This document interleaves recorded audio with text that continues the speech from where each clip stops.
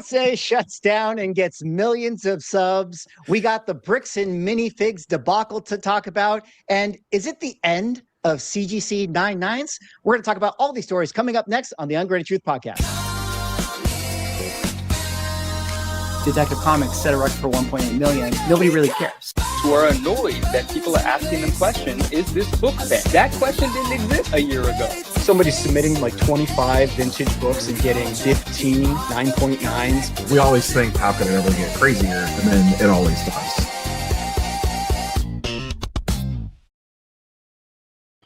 Ladies and gentlemen, welcome back to the #1 collectible show in the universe, The Ungraded Truth. I am Swaggle joined, of course, as always, by my co-host, Ryan, Automatic Comics, Neo, Cards and Comics, and Manu, the 99 Newsstand. Gentlemen, we got the band back together. I feel like it's been a little while since we've had all four of us on the screen at the same time. We had to take a week off because of summer schedules, and we have lives beyond that of collectibles. It's been crazy, but it's good to see all you guys.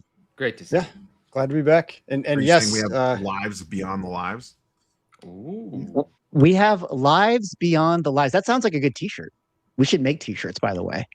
But yeah, we have a big show tonight. Thanks so much to everyone for hanging out in the chat. Lots to talk about. I mean, we got PSA stories, their backlog. We got to address the bricks and minifigs situation, which of course, none of us here are lawyers and none of us are even Lego experts, but I feel like from a collecting standpoint, we could at least have an interesting conversation about it. And then we have lots of other stories to get into. But of course, before we get there, we got to do a little bit of a housekeeping. If you guys have not yet subscribed to the Ungraded Truth YouTube channel, please head over to the link in the description. Go give us a sub. We are past 1,500 subscribers. It's on and popping over there. Sometimes we do clip outs and we put stuff on that channel specifically. So if you want to get exclusive clips, you got to subscribe to that YouTube channel. Also, hop on over to the link in that description. Hop over to our Spotify. If you guys want to listen to us on your favorite RSS feed, you can hop over to Spotify, Apple Podcasts, all of those things, and go give us a follow over there. Go give us a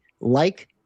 Go give us a 5-star review. We would definitely appreciate it. Of course, the Ungraded Truth stream is a live broadcast across all of our various YouTube channels and social medias. If you are not subscribed to all the guys on the panel, be sure to sub them up, give them our support because we appreciate their insights that they give us every single show. Well, gentlemen, we got to just jump right into it. We got to go with our lead story. Let's not bury the lead any longer, but we have to talk about how PSA recently, or I should say about a week ago, came out with the announcement that they are pausing their value tier submissions due to a demand in spiked prices. This has been one of the big stories coming out of the card world. They made mention to the fact that they have a backlog of 10 million cards, and that's one of the reasons why they had to shut down this service. If you guys are comic book collectors, that would essentially be them shutting down kind of the modern tier, the lower price service. But since this story broke, there's been a flurry of submissions going into PSA's doors, to which point now their 10 million backlog submission is being speculated on, maybe incorrectly speculated on, into the 17 million, 20 million. We have these Twitter beefs and battles going over here where Neo is responding to Boston Card Hunter saying it's more in the 14 to 15 million. We have Nat Turner responding to the Boston Card Hunter post about him saying that it's 17 million, saying that it's not accurate. We'll table the story right there. We're going to talk a little bit about this, exchange right here. But Rob, let me kick it over to you. Let's talk a little bit about the story in general. PSA, they're printing money over there. What's going on? Pikachu and Charizard are real popular, and people want to take their little plastic cards and put it in other plastic with a little label on it that makes it worth way more money. And PSA can't print plastic and labels fast enough, apparently, to keep up and assign little numbers in corners. And it is, you ground the industry to a halt, basically. Just insane. It's just absolutely insane that we are back to right where we started in the COVID bubble of 2021 when they had to shut down the first time. About how many more cards are they grading now? Like, because I know they increased their capacity from COVID versus now. Way more. Like, I think they were grading like 50K a month back then. and they're grading 2 million a month now. Was it really that low? It was like under 100,000. I Like think that's crazy. Well, let me- if that's the case. it's gone way up from the beginning. As Neil looks that up, it's important to point out as I kind of further set up the story. This is coming off our last show where we talked about how PSA was investing 200 million just so they can increase their capacity in order to do more grading. But it's just kind of hilarious that after they made that announcement, they followed up with this one and they had to shut down their doors because they just, again, still have too much inventory to go through. But Rob, I don't know if you found out what's. It'll take me a hot minute. Okay. And, I mean, and I don't. Like, I know some people get upset because, they say like, oh, you should be like boosting your grading numbers and all that kind of stuff as much as possible. But like, I mean, I've seen the interviews before and it makes sense. Like if you massively increase the number of graders that you have, and this ends up being a bubble that just collapses. Now you either have a bunch of extra machinery and everything else for processing and a bunch of people you got to lay off. Like I understand being conservative on that, but man, it's at what point, that's the question, I guess. At what point does all this grading reduce? Like, is there anything that's really going to cause that to reduce with, with all like, because I think we all know it, like most of this comes from the whole like gambling side of it. It's like all the mystery packs and the power packs and all that kind of stuff. And like, at what point does that diminish? And I don't know. I mean, it's like I don't really see so much of the appeal of it, but clearly there's plenty of people out there that do. Yeah. So the quickest number that I could get to was in January 2022, which was 9 months after the last shutdown. They were grading 750,000 per month. Okay. But 9 months prior to that, I believe that number was substantially lower. Right. It is really interesting because Ryan, to tie in what you had just put out there, like what could actually slow this thing down. I mean, I don't think it's a coincidence that, say, Rob, since that 2022 thing, the big difference is like the economy that is the repacking world, the vending machines, all of these companies that have popped up and have a need to just have this bulk inventory come through their doors. And I feel like that's something that we have to kind of talk a little bit more about a little later on. But Manu, I want to rope you into just broad thoughts when you kind of heard, this shutdown, this backlog, the numbers increasing, what's your kind of feeling right now on PSA's trading card world? I think it's something along the lines of what I said in one of the previous episodes. Like, I understand the idea of, well, if you really want them slabbed by PSA for the ROI and maybe that's your grading company of choice, I enjoy a PSA slabbed card, then just get it in and eventually it'll get done, right? But again, just my truth is that's very discouraging for me. And I'm the sort of person that I understand the idea of, well, the longer you wait, the longer it's going to take. I just end up not submitting, just to be honest, And if there's like some card that I have that's super valuable, well, that tier is still open. And if the cost for grading is justified, then I'll have fun that way. But part of me having fun with grading is not challenging my impatience. I just don't like waiting that long when there's nothing actionable for me to do in the meantime. Maybe that's not a very reasonable perspective, but collecting isn't always very reasonable. I want to submit something. I want to be nervous and have the jitters about what the grade's going to be, but I want to get to that grade reveal sooner than later because it's part of the fun for me.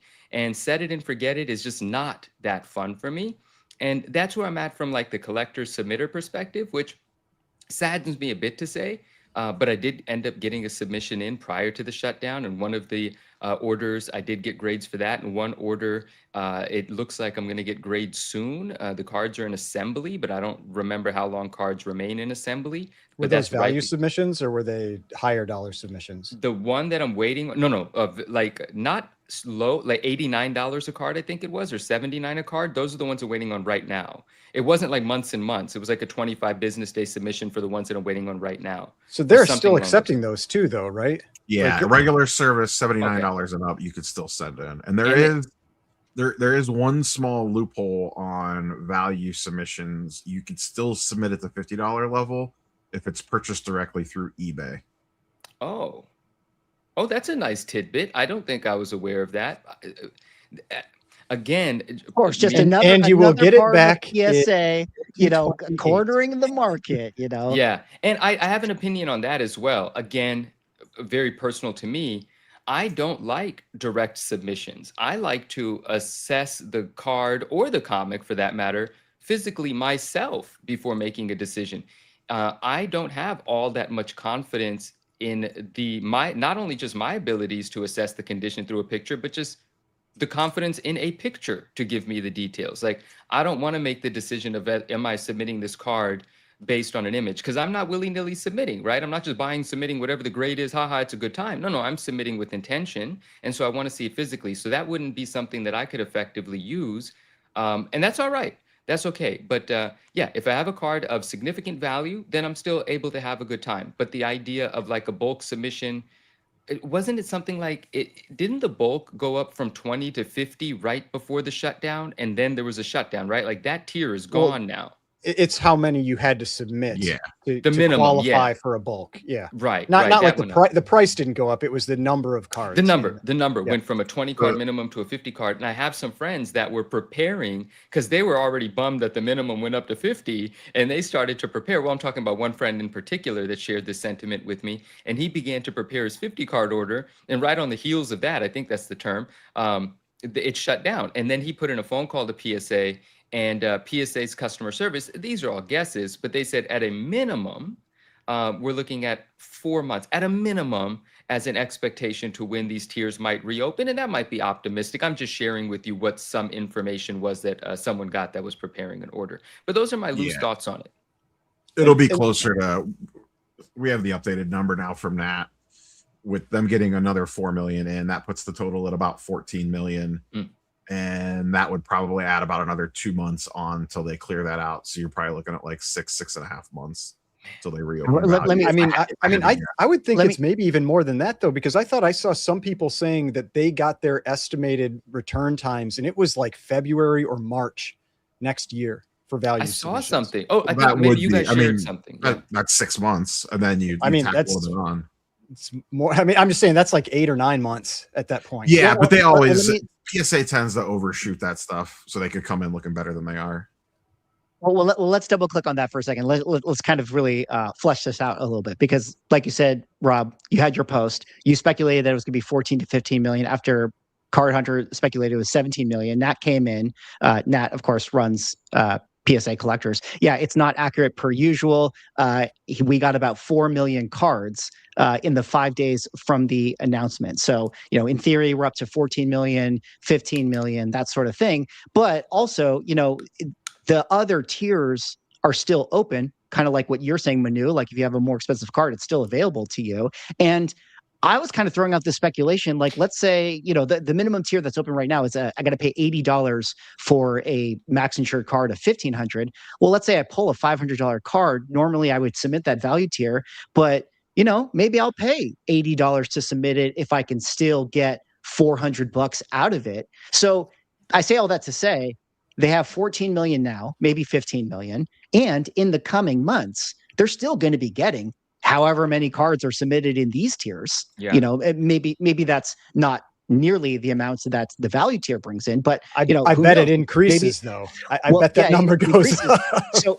So I lay that all out to kind of throw back to you guys again of like, you know, they're saying 6 months. I know, Rob, you mentioned maybe by Christmas time it's open, but like, I don't know, like, what do we think? Is this really gonna, you know, settle? Or I mean, value tiers where I don't know the specifics, but a large amount of their volume comes from that value tier that they get per month. Like there's not enough cards being pulled on a daily basis to super back them up at an $80 per card level.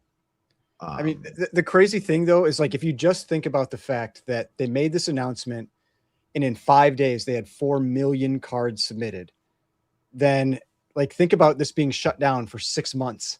How many, like, because to me it's probably not really so much the like your everyday collectors. Obviously we know like that's not really what's causing this problem. It's the, you know, the people that submit stuff that are sending in pallets of cards so that they can use them in, you know, the mystery boxes and all that kind of stuff. And so I imagine when this opens back up, those same groups, they need to have just as much volume coming in. They're probably going to submit another 10 million cards within the week or two that it opens back up, and you're going to be right back where you started. I don't, unless they massively increase what they can handle in that window of time, I think it's going to be trouble in the 6 months from now. Yeah, I mean, I'm sure their capacity is going to grow way more. They announced that they're dumping $200 million in the expanding it. But the other thing too is that when they shut down last time, they just didn't fully reopen on day one. It was a tiered approach to slowly let stuff flow through the door. Like they started bringing back. They shut down more though last time, didn't they? Shut down those like the $79 and like it was only like the highest end tier that was. Yeah, they did shut down more, but like this time around, my guess is that they'll probably open up like the $50 level first, and then they'll open up like the $35, $40 level, whatever it is. And then they may even do, last time they did lotteries for like 2 months. You had to like, they capped the number of value submissions that they would accept.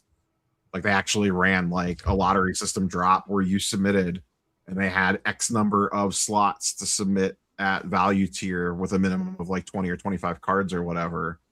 And if you got pulled, then you could submit. Like, so they had a full approach. And I mean, you could have said the same thing about last time when this happened during the pandemic, and they didn't immediately get swamped. So like they had a plan for it back then. I assume they would just re-execute that plan. Things are a little different today, but they're also able to grade way more cards today than they were in 2022. I just wanted to say, like, the funny thing to me about this, because like when Mickey, when you brought up the, you know, the different submissions they're still allowing, has been a post or a video recently from Alpha Investments where he was talking about, you know, this like, oh, this big backlog and the shutdown and everything. He's like, but we're still going to let you send in cards if you're willing to pay us enough money, you know? So it's like, it gives a weird vibe, you know, where it's like, yeah, we're shut down, but you can pay enough to jump that line. And then the shutdown piece will still continue longer. I mean, it's, I want to touch on that a little bit. You know, Derek had a good comment in the chat where he kind of brought up the fact that, you know, if they knew they're going to do such a long shutdown, why did they give people such little warning? And then Rob, you know, like the tinfoil hats, at least the sentiment that I feel is that like, oh, look at PSA purposely shutting down so that they could get an influx of submissions, you know, 4D chess level play right here. Can you talk a little bit about like, what is the idea here of that tinfoil hat and kind of what Ryan was saying, like, you know, is this just their way of, like, I know you talked about this in your video, like, oh, they'll just eliminate value tier and this is the new norm now, you know, $80 per card. A couple of things. I think they underestimated the amount of cards they were going to get. I think if they could do it over again, they would probably have a shorter window to just give like maybe a 48-hour notice. Part of the reason they gave a window is because in February they did a price increase and they gave nobody advanced notice. They didn't tell anybody. It just rolled out in the middle of the night, and then all of a sudden it was there at 9 a.m. on like a Tuesday morning. That's when I had Ryan on the channel to talk about it. That was the first time 99.9% of people heard about it. And that caught a lot of people off guard, including group submitters, where group submitters had, say, thousands of cards on their desk that they were in the middle of doing submissions for people. And then all of a sudden the price instantly changed on them. And they got kind of caught in the middle, and I don't think they were real happy with that.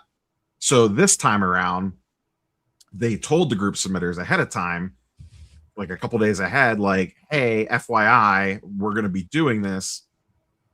And that's why it leaked, is because people started talking. The more people that know, the more likely it is to leak. So it started leaking. It started building up that gap again. But I think they felt like they needed to give the group submitters at least a little bit of a heads up so they weren't completely caught off guard and stuck holding a bunch of people's cards in their hand that they couldn't submit because value just magically shut down overnight. So I think what they should have done is give like a 48-hour window instead of like a 5-day window, just to give people enough time to get the cards off their desk that they have and not have people spending a weekend running around trying to get their hands on every single card that they could get to blindly send in. One of the things I speculated in my video is I guarantee you the grades on these orders are not going to be great, because I guarantee you people were sending stuff that they probably were like, well, this is probably a 9, but I'm just sending it anyway just to get stuff in the door. I bet those grades are just going to be absolutely brutal. And the whole thing on the value tier never coming back is just like a complete nonsense take, because if they expand out the capability, let's say they could grade 3 million cards per month, they could grade 2 million cards per month now. Like you want 3 million cards through the door to grade, and you're not going to get 3 million cards at $80 a piece. Like, it's just, they need to feed the beast, is what I said in the video. So you have to have cards coming through the door. Like, it sounds good for the tinfoil, but it's just not, it doesn't make business sense at all. Like, they want a bunch of cards coming through their door. They have to feed their GameStop power packs. They have to feed the PSA offers program. They want to feed eBay. They want to feed the PSA vault. They want to feed their group submitters. Like, they want as many cards as possible in a PSA label. That's how they got to where they are. I'm going to hop back in. I agree with Neo. I think the idea that this is 4D chess, as you put it, to eliminate the lower tiers, I just don't think that's the case. And I think Neo makes those are the points, right? They definitely want to have millions of cards coming in, and at $80 a card, they might not have that level of submission.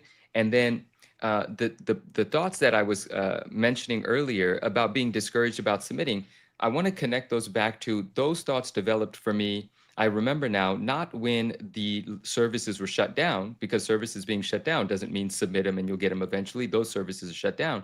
That was when the turnaround times had previously increased by a lot, right? So that's when the discouraging sort of sentiment hit for me. But along the lines of what Ryan just said a few minutes ago about, we're shut down, but if you pay enough, we'll still grade some cards. Now, I understand why Ryan said what he said, but I'm fine with this. Meaning, now, again, personal perspective as a collector, submitter, grader, seller, I'm looking at what's available right now, and I'm looking at a 40 to 50 day business day turnaround at $80 a card. That's, even for me, a tough pill to swallow, because 40 to 50 business days, that's over 2 months. It's a bit extended, but it's not terrible, and that's at a max value of $1,500. And then at the $149 level, which is where I submitted some cards, I see a max insured value of $2,500 and a 20 to 30 day business, 20 to 30 business day turnaround time. That can still keep me excited. And an example, what's up, Derek? And an example of that, of a card that I would submit, I'm not shilling this card, but I'm just giving an example of how that works for me, is that it's $150 and $2,500 value. If I buy a collection, or I have this card in my collection and I'm into the card $50, $60, I'm going to pay that to get that back. And a perfect example of that executed in my previous submission, when that turnaround time was lower, was, these cards that I'm quite obsessed with, the $66. This card came back a PSA 4, but a PSA 4 last sold for $3K. So and I didn't buy the card for $2,700 and then submit it. You buy these cards raw, or you buy complete sets for, $1,500 winning where you can. You pull that card out, raw, and you submit it. That makes sense. Like, I am still enthusiastic about that, excited about that, happy that that tier exists at that price, even with that turnaround time of roughly a month in business days. It's still enough to keep me excited, looking for those sorts of cards with those sorts of margins, and continue playing the grading game and participating in. So although I understand what Ryan says, I am an example of someone that is happy that exists and still will be participating, and just waiting for lower submission tiers to open, and then I'll play that game as well. So I like that they still exist, but I understand the sentiment, and I do agree that they are definitely not going to eliminate the lower tiers when they do start to open them back up. I've never thought they were going to eliminate the lower tiers. My point. No, was not you, not you. Someone else said that. That wasn't about. Yeah. My point was just about the whole idea of that it's a straight. I don't know. It's kind of a strange look where, when it's like we're super backed up. Now, it would be interesting if they gave metrics on, like, this is how many cards are backed up in this tier versus this tier versus this tier. Then people might realize it's like, oh, at $80, there's only 100,000 cards in there. At $350, there's only 5,000 cards, something like that. And it's like, these are nothing compared to the millions of cards that are in the value tier. Yeah. And maybe that's what it is. And so it's like, it really doesn't have any legitimate impact on this, but that would be some way where you could at least, like, let people know why that decision is made and why it's not really that big of a deal to keep these things open. But I mean, ultimately it's their company. They can do what they want. So it's like, I mean, it doesn't matter that much. And I would throw. I'm the one that said, you know, or are they going to eliminate the value tier forever? But Oh, I'm that just was sort of, you trying to stir that it was pot me. swag. Oh, God. I'm wearing the tinfoil hat right here. Oh, No, gosh. I'm sharing what the sentiment that I feel within the community. I don't think that they would do that either. I'm just bringing it up for the conversation, as I am also doing this, where, you know, Manu, you're the big PSA shill, so you're willing to wait until that tier opens. But Rob, a lot of the other conversation has been like, oh, this is it. You know, CGC to the moon, Beckett to the moon, Tag to the moon. Are the other grading companies going to have a field day here at their low tier? Is this a chance for them to close the gap? What do you think? No, because they're already buried in the night that PSA announced the value tier shutting down. Tag announced that their cheapest service tier available was $150 per card, and CGC drastically extended their turnaround times. Yeah, I have CGCs pulled up right now, and they're at 6 months, you know, for value tier. Okay, CGC, I believe, but like, you know, listen, I don't know. Sorry to the 3 Tag fans that are watching us right now, but like, you know, I feel like when Tag was like, "Oh, we got flooded," is that just PR? Is that marketing? They've been, according to, they had value tiers shut down prior to this PSA announcement. They shut them down shortly after maybe it was, I don't know if it was after the price increase or after they went to 50 card minimum for submissions. Tag shut down their lower tiers, but they still had like I forget what it was, like a 70. I think it was like $70 or $75 per card open. And then literally the night all the rumors PSA hit, in the middle of the night, they're like, that's close to $150 to grade a card with us. So SGC is already all backed up, and Beckett is running pretty slow as well. I don't have a good feel for their turnaround times, but they did jump their output quite a bit. They've expanded their team slightly, and according to their GM, brought in some new grading efficiencies. So their max output is higher than it used to be. They could do like 150K cards per month now. But they will most likely get buried too. Hey, the way that I understand it, CGC was already falling behind before this announcement, and this is not going to help that. And once again, we could go back to 2021. We saw how this played out. 2021, PSA shut down. The other grading companies were not in a place to be able to capture that business. They immediately got buried, and they got buried worse because, as much as we all want to bitch about PSA, they can scale way faster because they have a much bigger team and way more money at their disposal. And what happened was a lot of the other grading companies got completely buried. Took SGC like a year and a half to dig out of their backlog from the PSA shutdown. Like it was a mess for them. They eventually rebounded from it because Peter was such a good face of the company, but really hurt them a lot how long that they were backed up for SGC because of the PSA fallout. And that's probably going to happen again. All these other smaller grading companies, the big 4 and even the smaller ones, are going to get completely slammed. And then PSA is going to be slammed. PSA is probably going to clear it faster. And then they come out the other side being able to grade cheaper and faster than everybody else for a short window of time. And then guess what? Everyone will run right back to PSA as soon as it's more affordable again, regardless of what they say in a comment section. Yeah. And I mean, theoretically, because I see some comments about Tag in the chat, like theoretically Tag should be able to scale faster. I imagine they still would have a limit on the, you know, whatever the machinery is for actually like processing the slabbing of the cards. I know for CGC on the comic side, that was always a big limiter. Like, it's like that equipment is not cheap. It's not quick to get. It's very custom, you know? And so that could be something that really holds that back. It may not be the actual like grader. It's actually a people problem for them. For PSA, I would think it's a people problem. Tag. I don't know for Tag though. I'm pretty sure it is. Well, I guess. Well, then you got to answer the question. Then you can't just say it. What's the reason why? I mean, I think that there are more humans involved with that process than people realize. Yeah, I know that they have their checks. They talked about that with that. I don't know if we're going to talk about that in this video. The what was it? The perfect card that got graded. Yeah. But then it was like, oh, but we need to have a person look at this. And it's like, What is the point of this? Like, what are we doing here? Yeah, I'm pretty sure people have to review everything that's graded by the machines. So there's a bottleneck. There's still a people bottleneck. I don't know. That's why I side eye everything that they do, because it doesn't make sense. Yeah, as Derek said in the chat, it definitely kind of undermines their value prop. But Manu, I didn't know if you had something to jump in on this. Yeah, a little. I mean, I just wanted to ask Neo. This is related to tag. I don't talk tag much. That's hard to say. I never really have, but every now and then, someone does DM me and say, "Hey, what do you think about tag? What do you think about tag?" And I have very surface level thoughts on it because I've never engaged with the tag slab or anything. Look, I like the look of it. When you see that tag slab with the sort of simple label that looks like etched, sort of like a white etched sort of engraving for the information and the details, and then it's pretty clear. But I want to speak to Neo and Ryan, or even you, Swag. Have you guys handled a tag slab? Does it feel good? Do you like having it? And then second to that, oh, Neo's about to grab one. I love this. I remember some things about.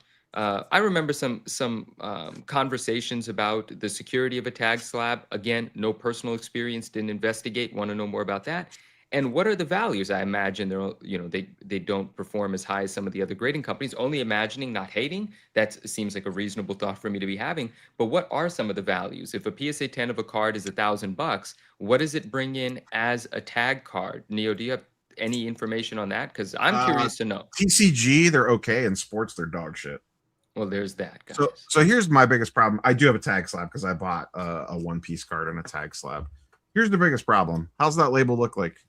Like that, as long as there's something dark behind it, it looks okay. But if it's on, that's always the big complaint I hear. Right? It's impossible to read. Yeah, but it does look good though. They're basically a CGC slab. They do look like the shape and everything, and even the label height looks like a CGC slab. Yeah, they're like the clarity and the feel in hand is very similar to us. They're not exactly a CGC slab, but they are very similar to. That's what I would comp them to. If you've held a CGC slab, it's very similar to a tag slab. Yeah, I have some CGC slabs. Yeah. Their biggest problem is sports people don't take them seriously at all because they can't grade anything prior to 1989. And if you can't grade a 86 Fleer Jordan, no one's going to take you seriously in sports. Well, that seems like a huge problem for a company that's going to be a grader. Like if you can't, and they don't even focus on sports. I mean, if you pull up the gem rate data and look, they grade 50,000 cards a month, and like 2,000 to 3,000 of it is sports cards. The rest is TCG. Like they have fully pivoted away from sports. I think my guess, and I do not know this for sure, this is pure speculation on my part, is whatever tech that they're using, I think personally probably has problems catching fakes of the older style cards that are just printed on basically like plain paper or like that plain cardboard stock that is not unique. It's very, you know what I mean? I feel like that their system probably has problems catching counterfeits with that. And that's probably the biggest reason that they don't do it, because I don't know otherwise why you wouldn't. Where's Tag located? California. They're here, huh? Okay. Yeah. I don't know where exactly, but I believe they're in California. So yeah, sports guys just don't take them seriously, because if you can't grade vintage, then what are you even doing? Like they don't. And then TCG, the thing with TCG is, and why I think they've pivoted to it so heavily, is you don't have the same complexities as you do on sports cards. Like there's no parallels for the most part. Like it's just a Pikachu SIR is a Pikachu SIR. They're all exactly the same card. You don't have a Pikachu out of 5, out of 50, out of 100 as a, this parallel, that parallel, that parallel, that parallel. Like whatever the card is, that's the card. So I have to imagine, and I'm no AI expert, but from a tech standpoint, it's probably way easier for the model to learn the card when it's exactly the same card over and over again. Right. And that's always been my other thing with that is like they talk about like, it gets smarter, it gets better, or maybe they're going to update it one day or something like that. Like folks will say that. And if that's the case, then doesn't that invalidate all the previous grades? That's always one of my big concerns with this is that, like, yeah, they talk about it getting better, but I mean, granted, you could talk about that. You could say that the same thing with PSA, like how people are like, oh, I don't want cards with certain numbers older than this because they've gotten more strict and, So I mean, you could make a similar argument, but it's just more in your face. I feel like with machine learning, where it's actually like actively changing. Especially tag two, to that because they point, rank the cards. Like if you get the 1,000 point, if you pay extra and get the 1,000 point scale, they show you on their pop report where your card ranks compared to other cards of the same grade.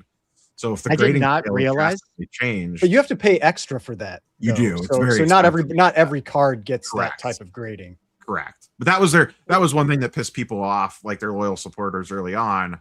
People love the 1,000 point scale. And then once again, the human element took too much time for it. So they scaled back on it, had to charge a huge premium. And a lot of people that were early adopters were pissed because they're like, oh, no, I thought that was the whole point, was the 1,000 point scale. And we're going to get super detailed. And they're like, well, you see, that takes us a little too much time because we probably have to have people look at it a lot longer. So that's what surprised me is that I thought that the whole point was that they were all going to be that 1,000 point scale, and then it was only, I don't know what it was, like maybe 6 months ago or something. I learned that, oh, that's something extra you pay for. Now, maybe it wasn't at the beginning. It was. I think it had a little bit of a premium, but nowhere. It has a huge premium now. Okay. Well, so that's interesting though. I actually did not realize that they had that scale. That to me seems like one of those, cool idea, probably hard to actually make happen. But Ryan, to what you're saying is like, I understand what you mean. Like you could make the argument that, PSA tweaks their grading, so like old stuff is invalidated anyways. But the whole value prop that Tag is saying is that, oh, our grades are accurate. Like PSA and CGC and stuff, we've had so many of these conversations, like, clever use of language. They're not actually saying that they have this like scientific perfect thing. They're saying it's more of an art. So they have the verbal language to kind of like get out of it. So I don't know, like the tag thing is interesting. It kind of just feels like at some point PSA will probably buy them out, like they buy out everybody else. And if there's any value to their algorithm, maybe they'll incorporate it one day when we actually do have AI grading. But kind of bringing it back to, I have a question for you, Swag. Well, go ahead. Throw yours, and then I have a transition question. I was going to just sort of bring it back to like the kind of the main topic and wrap it on that. You throw me the question first. Oh, I was just going to say, well, my and I don't pay attention to this very often because I don't grade a lot of comics. I just assume since card grading is booming that comic book grading must be super backed up too, right? It's definitely comics could never, as is going to be our other T-shirt that we one day make for our channel. But before I pick up that nice little segue that you had and transition it over, kind of maybe just last little thoughts to close out this topic. Rob, I'll look to you on this one. I mean, what's going to happen 6 months from now, 9 months from now? PSA is going to shut down. Are there any second and third order effects that are actually going to manifest in this shutdown period? The biggest one will be artificially low population counts on any product that releases during the shutdown. That to me is the biggest thing to keep an eye out for. So like and this goes across the board, sports, TCG, Marvel, Pokemon, One, whatever. Doesn't matter what it is. Any product that releases basically from today until they end up reopening. So let's just call it 6 months. So over the next 6 months, any new product that releases, the population counts on most of those cards are going to be artificially low. And then once again, once they reopen, fast forward another 3 months. So let's say spring of 2027.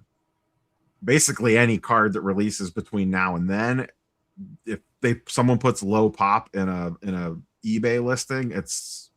I mean, think about that. That could be a business opportunity. Now you've got like Pokemon cards, like some of the ones like maybe just like an SIR or whatever that's not normally a high, like the real big chase, but you're like, oh, there's only 10 10s on the pop report, super rare card. And so I could see people trying to play that game over the next 6 months, 8 months. Oh, people absolutely will. They will, we kind of talked about it earlier. Like people are going to send in cards at that $80 level that under normal circumstances would not make sense to send at that level, but they'll get one of the few in a PSA 10 potentially, and it'll sell for a large sum of money. If you get a 9, you're going to get killed. That's a really dangerous game to play, but you could play it. That was some really sharp and smart insight there, Neil. I think that's valuable information. The artificially low in the short term pop counts for popular cards. That's a good point to be considering. Especially people overvalued. People will still overpay for them. It doesn't 100%. matter. 100%. It's still gonna happen. Like you could scream it from the rooftop, and it's like, Yeah, it's not 100%. gonna But matter. people will absolutely send in $10 and $20 cards at the $80 level to try to get a PSA 10 in sports and Pokemon. And it will, if it gets a 10, you probably will do pretty okay on it. But if it gets a 9, you're gonna get killed. Yeah. Absolutely. Well, great insights like that is why people like David Schneider become new YouTube channel members. I believe that is over on either Neo's or Rob's channel. So shout out to you guys for doing that. And then also shout out to Mr. Mom 4611 for the 199 that says suggesting a short question segment at the end. Minute. Or that could also be sponsored by Blue Chew. that would be the 1 minute questions. The 1 minute questions. Yeah. Well, let me not waste a great segue opportunity that Neo set me up with. You know, PSA has their doors shut down for trading cards for many, many months, but comics could never. As just over a couple weeks from now, we have Heroes Con, where CGC is doing on-site grading, which, if you guys don't know, on-site grading. Now, not a couple weeks. Well, you know, sometimes we, mess up things and I have brain farts. I apologize. A couple days from now, we have Heroes Con, where CGC is going to be doing on-site grading, which, if you guys don't know, is them literally grading your comic book, Johnny on the spot, and having it ready in the slab later that day. It comes with a premium price where, to put it into perspective, if you have a modern book, you got your Absolute Batman, it's going to cost you $55, where if you sent it in regular, it would cost you $27. Currently, turnaround times are 45. I thought that this was interesting, because the on-site grading is instantaneous, but at the same time, it comes with a higher premium, like this high value is 130. But then I noticed that high value for CGC right now, turnaround times 10 days. Now, in the pre-show, to me, I was a little surprised by that the turnaround times were 10 days so fast. I guess, Ryan, like 10 days is kind of normal for high value, but maybe just I felt like more that was broadly in the normal, but yeah. Okay. Well, maybe more broadly in the conversation, I do think that it's interesting that, the comics could never conversation, it feels like always pops up where, like, I feel like there's maybe not a lot of submissions going on at CGC with maybe the unlimited value, the high value tier, where these turnaround times are as such. But I don't know, what's your kind of sense with turnaround times these days with CGC? What's your sense with on-site grading as it stands here and the premium that you pay? Is it worth it?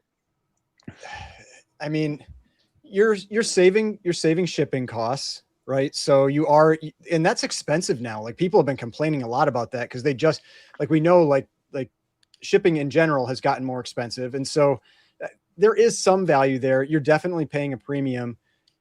I would say that the biggest challenge is you've got to have the books ready, like pressed and everything in hand at that point, versus like, sending them through a presser, or if you're going to use CCS or whatever else. So to me, that's always the biggest challenge for something like on-site grading, is that I don't press my own books. I don't like keep a stack of books, with me that are ready to press. So the only, or that are ready and already pressed. So the only way that would ever really work for me is if I had books that I wasn't planning on having pressed and cleaned first, that I felt like it wouldn't help them to bring in. So that's always the kind of the downside for me for something like that. But it seems like they usually get pretty slammed. Like and for the on-site grading, like there have been a number of times I've heard where they don't actually finish everything, and it ends up having to go with them back to CGC to finish the grading. So it doesn't, if you want to do it, you want to drop them off early, basically, is how I would put it.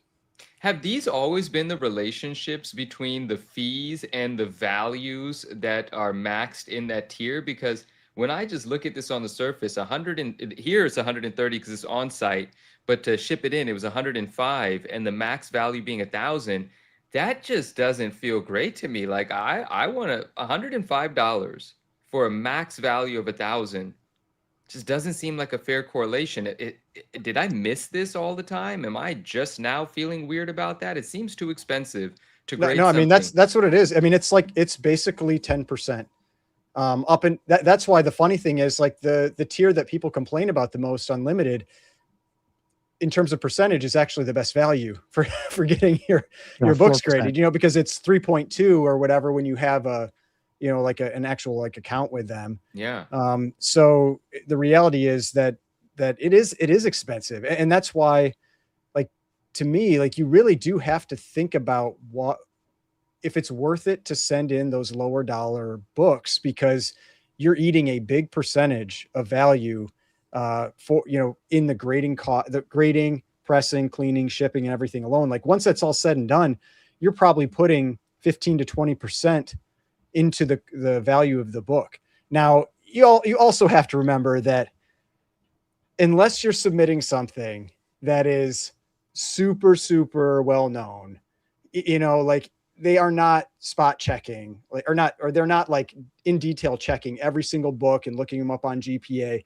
It's not like PSA. Like, PSA seems to like check everything, and they will upcharge you all the time. Now, maybe CGC will end up doing that eventually, but they, unless you're sending in like Hulk 181 or Giant Size X-Men 1 or ASM 129, like these well-known keys that, they spot and they're like, oh, that's a high value book. That's a high value book. Like, you're probably not going to get really capped by that $1,000 mark or the $400 mark for that matter. I wouldn't be surprised if you could easily submit $800 or $1,000 books in the vintage tier. People and do it as all long the as, time. as long as it's not like a major key, it'll get through. Yeah, but that's just so interesting. Yeah. Okay. Well, I'm glad that we had that conversation. As long as they don't catch it, you could send a couple of things and get some value out of that grading cost. But yeah, if you're trying to stick to the rules, man, you better be buying really smart before you put pressing, grading, shipping all into a book that maxes out at $1,000. I mean, my other argument there though is if you're no, I don't know, it's gone.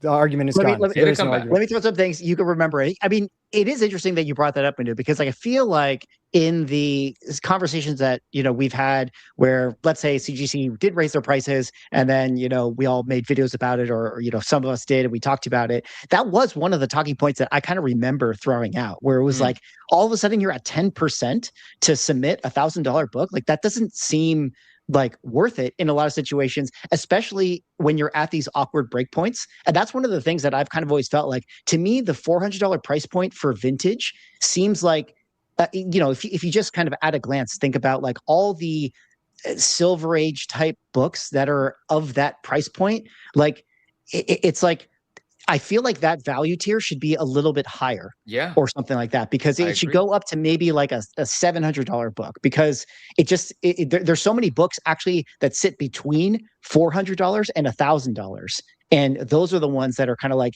these low mid-grade, Silver Age type books. And I just felt like the breakpoints are so clunky now, whereas before maybe they made more sense when the values, during 2021 were better. And now you're kind of in this awkward space, and kind of like what Ryan was saying, like, you kind of have to play this like weird game that everyone kind of, turns the other cheek, where it's like, I have $1,000 book, but I'm going to submit it to the vintage tier for $400 value. And I don't know, like, it probably will be fine. Hopefully it doesn't need to get an insurance claim on it. It'll come back fine. And so now everyone's kind of doing that. And it's just like I don't know, it's awkward. It's just something that I feel like, maybe it has to do with the way that their insurance works, where, whatever deal they have, $400 has to be that price point. But I've always felt like that value should be increased. Well, and it was the, what I was thinking of was what the Money Mastery Hub said on there, where said, basically, I would tend to submit on the lower value tier. It's related to that lower value tier, partly because if you miss something, you're not getting your money back. It's like you send it in, it ends up there's restoration on it, or you missed a coupon cutout or whatever. It's like, well, you're still paying the high value tier for it, even though the book you just got back is worth like $200. And so like that kind of stuff can really sting you as well. Now the interesting thing here, and allow me a little bit of setup here, because I want to tinfoil hat this with you guys for a bit.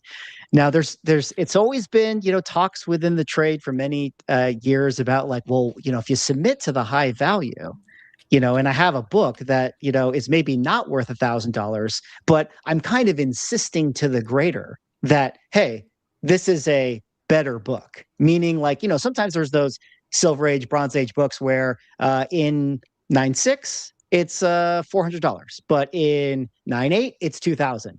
So if I submit it to the high value, I'm kind of like implying to this grader that, hey, I know that it's a 9.8. So, hit me with that 9.8. And that's kind of an interesting thing. And before I let you guys jump back in, with the on-site grading thing, I've heard, and this is anecdotal, I've heard that in the chaos of the con, when they're just trying to get books done, they're maybe a little more lenient, or they're not as like, examining every corner and making sure it's perfectly square and all that sort of stuff. So that's always been the people have always thrown out that like, oh, on-site grading is worth it because you're going to get a gift grade if you're in that environment. Anyways, what do you guys think about any of those little tinfoil hat things? Does that also mean that handling might be sloppier as well?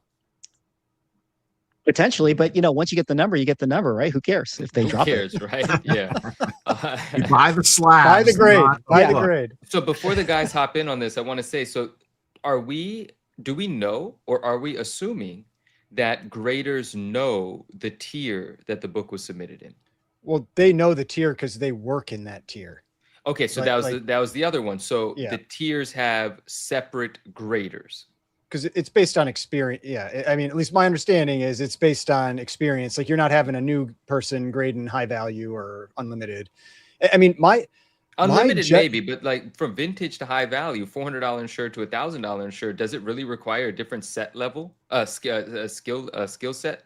I mean, I don't work for CGC, so I can't say, but I imagine it is still probably some type of tiered system, and maybe it's even like you get. I don't know, maybe you get paid more on, the higher value books that you work on, or, whatever, maybe because you have more experience and that kind of thing.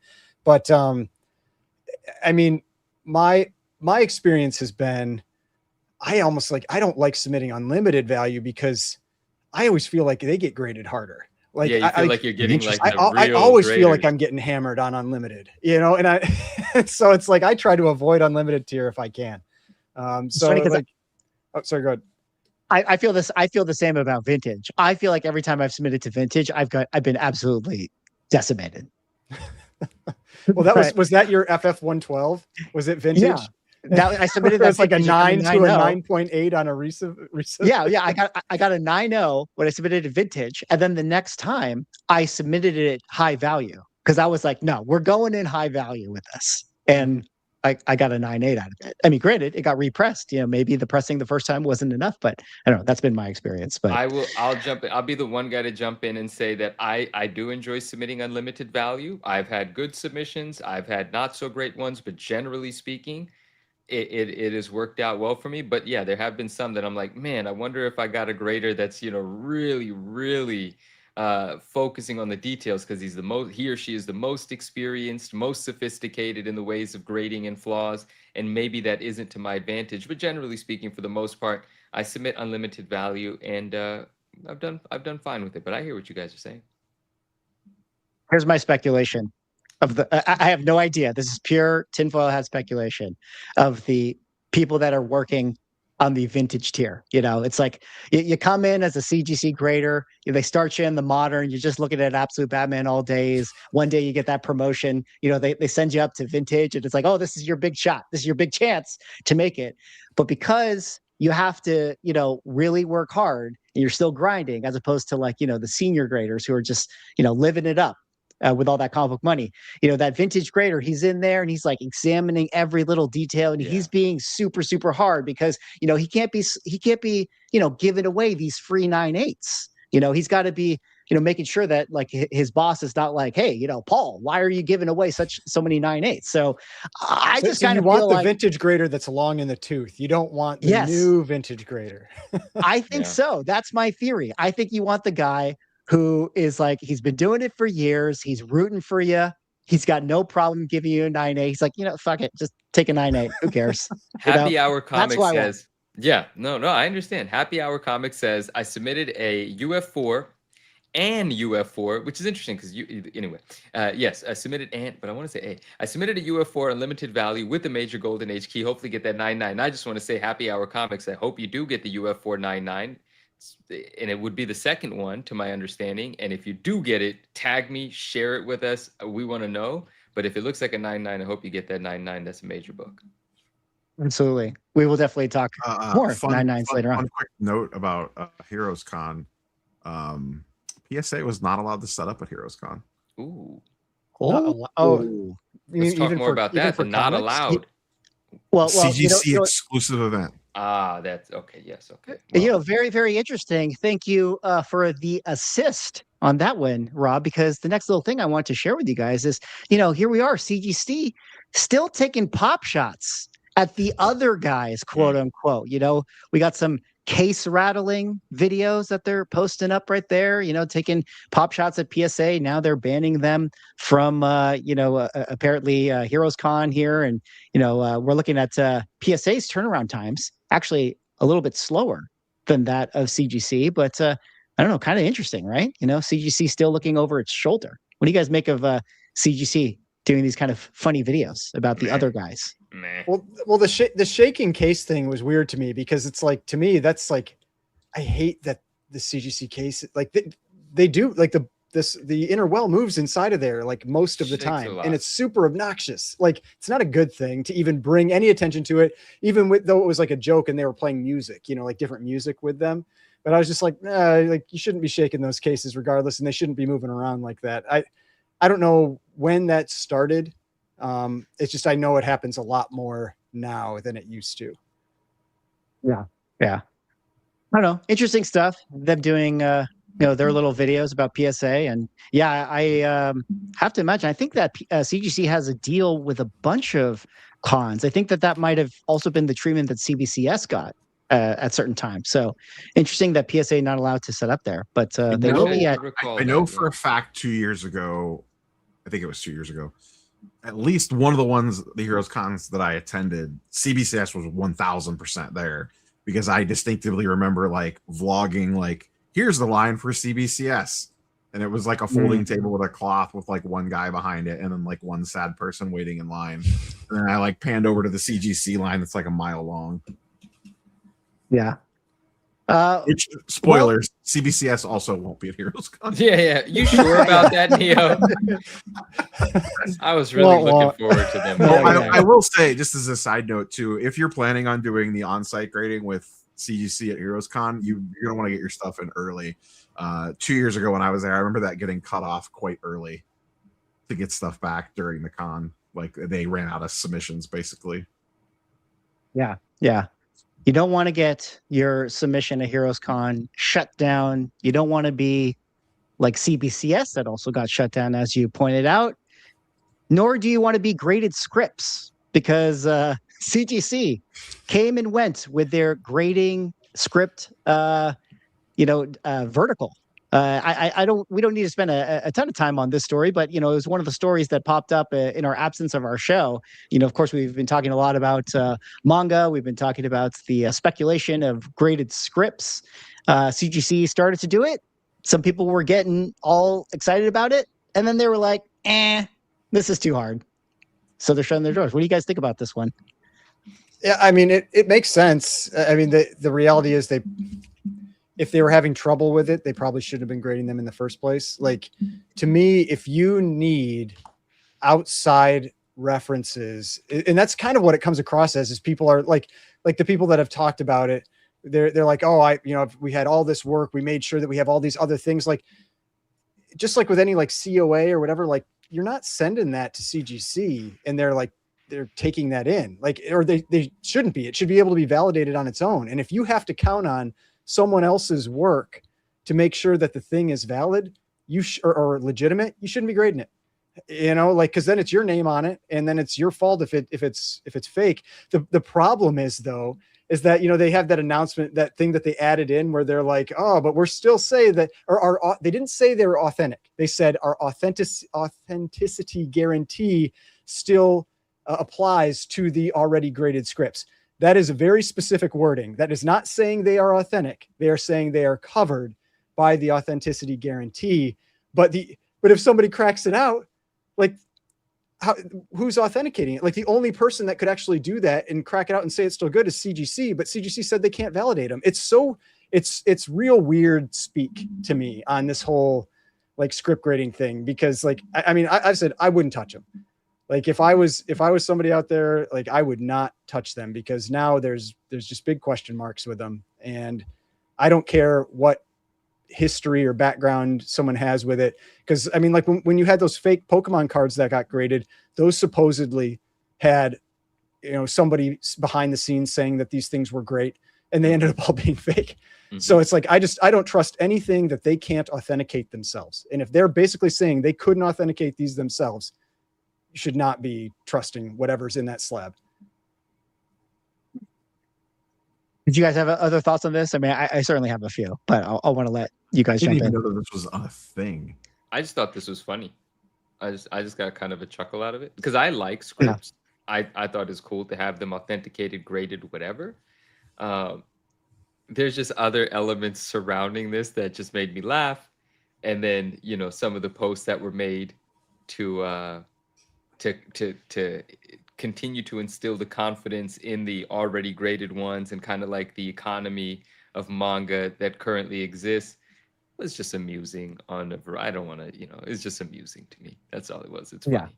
Yeah. And Beckett is, of course, this doesn't have to do with the scripts, but the scripts really wouldn't have become an enthusiastic prospect for grading if the manga hadn't blown up. And Beckett is still going strong, from my understanding, grading manga, and Beckett's owned by PSA. So that is just also fun to me. Like, it feels like a little competition in manga, and it feels like CGC had to be like, all right, well, I guess we can't have fun here, and you guys have already picked Beckett as your leader, and there's that. I don't know if anybody's talked about this, but if you look at CGC's like we're hiring section, they are looking for manga graders. Okay. So they are. Oh, go ahead. I was going to say, so I mean that kind of tells you, like, they see the value in it, and they're going to potentially start going that way. Well, let me ask you this. This is interesting then, because Beckett obviously is doing really well, and the Beckett manga slab looks really good. The label looks good, and collectors are enjoying it, and big money's being spent on it. CGC, with their history, with their, you know, sort of existing market of fans and a consumer base, if they do get into grading manga, and these thicker, larger CGC slabs holding manga with the pre-existing CGC label come out, do you think they have a really strong shot at overtaking Beckett? Do people switch, or does this stay Beckett's thing and CGC gets a piece? Like, just playing this out, what do you think would happen if CGC entered that market? I think they have a much better chance than like CGC overtaking PSA in cards, or PSA overtaking CGC in comics, because it's still small.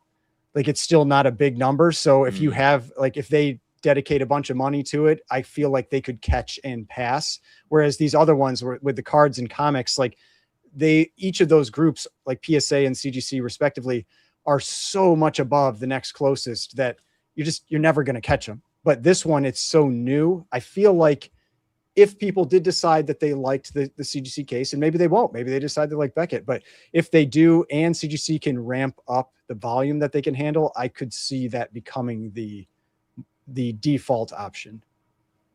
Okay. I like what Derek says. I generally agree with that, but I will also say, I mean, they're starting this race already way behind. I mean, just the fact that there's been the Logan Paul sale, and how many people now associate like the manga with the Beckett slab, I think that's a big deal. Like, I mean, say what you will about Logan Paul, but just like the brand awareness for Beckett with it. And it's still, and it's like maybe the similar comparison once again is with the video game world, where like I still feel like WATA/PSA and VGA are still considered more the premier video game grader than CGC, who is like, you know, dabbling into graded video games. And I think that has to do with the fact that they're just like, we're first to market, even though it was like only a couple years prior, but the hype helped them a lot. But yeah, it would be interesting. I mean, CGC will definitely do it. I'm sure they could be profitable. They don't have to be the number one, you know, manga grader. But I will say that there is a manga influencer who God, I feel bad because we've talked on Instagram and stuff, but he's been with the guy who does the books, you know, the older guy who's got like the big library. He's got a bunch of photos with him doing the manga. He does have in his bio that he is like the CGC manga person. I know who So you're talking I don't know about. He moved to Japan to be the CGC manga person. Yeah, so I don't know if that's related to the position that they're trying to fill, but you know, CGC does have, in theory, employees or people associated with their company that you know, they're trying to build out that team. So we'll have to see. I mean, I have to imagine that within a year or so, they would want to get that program rolling. So he took that position I imagine a while ago too. He did. I was gonna say, I imagine the thing that's probably holding it up the most is the cases, because I originally thought that they would be able to leverage the pulp cases, but I don't know where Mickey just went, but I originally thought they'd be able to leverage the pulp cases. But because I don't read manga. I only watch anime. I don't read manga. But then like seeing the side, like those phone books that they've got in those cases, I was like, oh yeah, no, the pulp cases are not big enough. They need to have something completely different to handle those like behemoths. So yeah, I imagine that's probably one of the biggest challenges right now is building out whatever, if assuming they're going to, but building out the equipment and everything to be able to actually slab the manga itself. Yeah. Yes. Well, we're going to talk a little bit more about manga later on, but to kind of put a bow on this little story right here, you know, I think, as you were saying, Ryan, you know, why they're doing their little corporate language and stuff. It's like, we know why. They just realized there's no way we can actually stand by our authentication, but we got to save face. We got to say that the ones that we graded are still, valuable. And, we kind of made some jokes about, maybe there was certain phone calls that were being made, to ensure that they came out with that messaging. But, it's a little bit of corporate speak. Once you're a corporation, you got to, protect the corporation and the business at all costs, which leads us to our next major story we got to talk about. But guys, I don't know if you've been on the internet in the last week or so, but this is maybe the greatest collectible story that exists ever. Shout out to Reckless Ben, who came out just a couple weeks ago with a video where he was investigating a Lego collection worth $200,000 that was assigned to Bricks and Minifigs to do consignment, but ended up being that Bricks and Minifigs allegedly stole this collection. The story kind of goes into this crazy world of, Lego collectible selling / stealing, property from, or the corporation stealing like the little guy's property, to business takeovers, to lawsuits, to police corruption. I'm not going to go over the whole thing. It's an incredible story. Suffice to say, the entire internet has rallied around the original owner of this Lego collection and Reckless Ben and the Bricks and Minifig Corporation. Well, you know that when on your posts, you have comments turned off on every single post that you have on your Instagram, all the way back to who knows, since the beginning of time, every single comment has been turned off on their Instagram page. You know that you're probably in the wrong.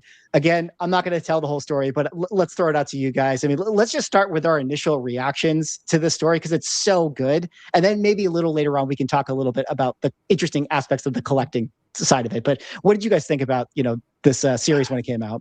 I've loved it. I am so drawn in by this. It is like, as somebody commented on one of my videos that like it's Tiger King, like that's what it feels like. It is Tiger King for this summer.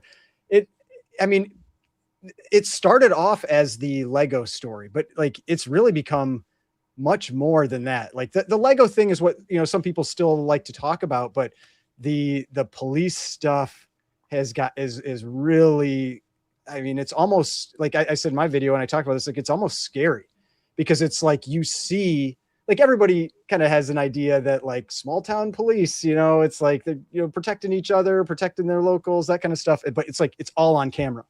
It's like right in your face. And I realize that we're getting a curated view, but like that most recent video you can see there, we got the uncurated view, which is basically, it's wild. That police station, what is it? American Fork Police Department. That doesn't even sound real. That doesn't even sound like a real town. They put out they have basically like a place where you would, like, one of the legal channels I watch, it's like basically like a place where you would put like materials for like news stations or whatever, so somebody can get this information and they can talk about it or whatever.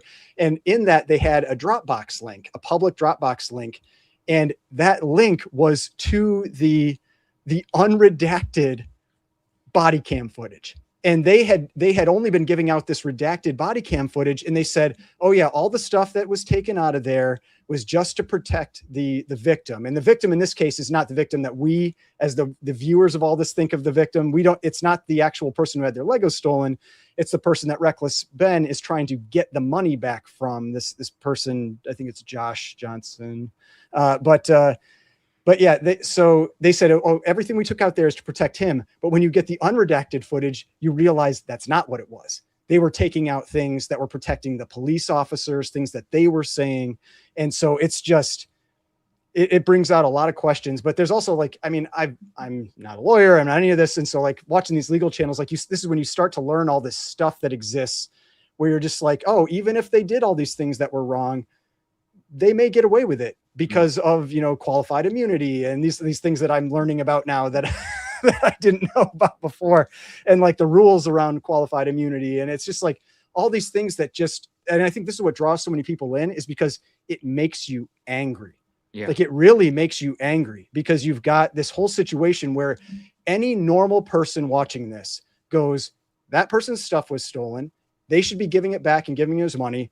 The police are clearly in the wrong in a bunch of cases. But in the end, like if Reckless Ben hadn't gone there and started making these videos, that one guy was never getting anything, right. Like nothing.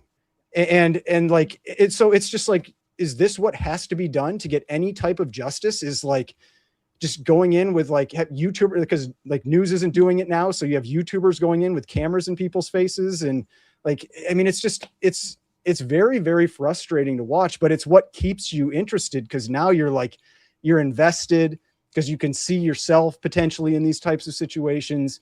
And yeah, I try not to give out too much information on it, because I want people to watch it, because like really, like that's what makes it interesting, is like sitting and watching through this and seeing it all play out.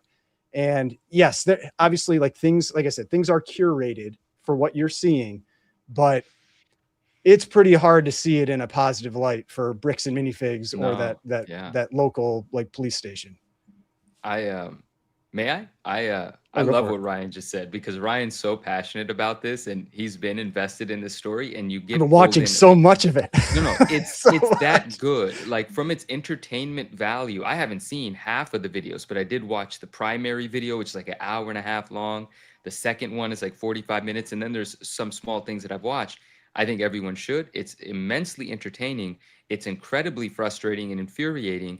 But one of the things that stands out to me is this Reckless Ben YouTuber, this incredibly ambitious, confident, like, I can't say enough positive things about him, right? And I expressed this to Swag too, like the wherewithal that he has to keep all of this organized, to stay motivated, to be defeated repeatedly, but not feel defeated at all. Just kind of laugh and say, all right, let's cook up another plan.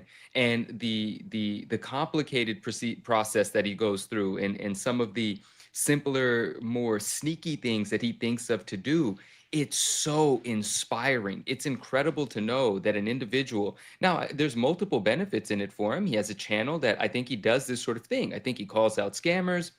I think he takes down corruption. This is what he does.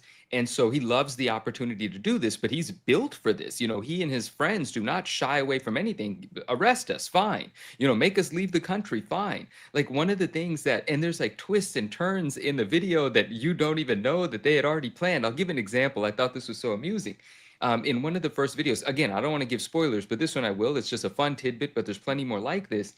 There's someone that runs the franchise in question, right? The manager. And every time Reckless Ben or his friends would come in, the manager would call the police, right? And she would do this over and over again. And then towards the end of this video, you realize this has been happening for weeks. And there was this little trick, this little treat that Ben had planted that no one knew about. Well, one day he sent in one of his friends disguised as a delivery person and delivered a package and put this little phone in front of the lady and said, sign for the delivery.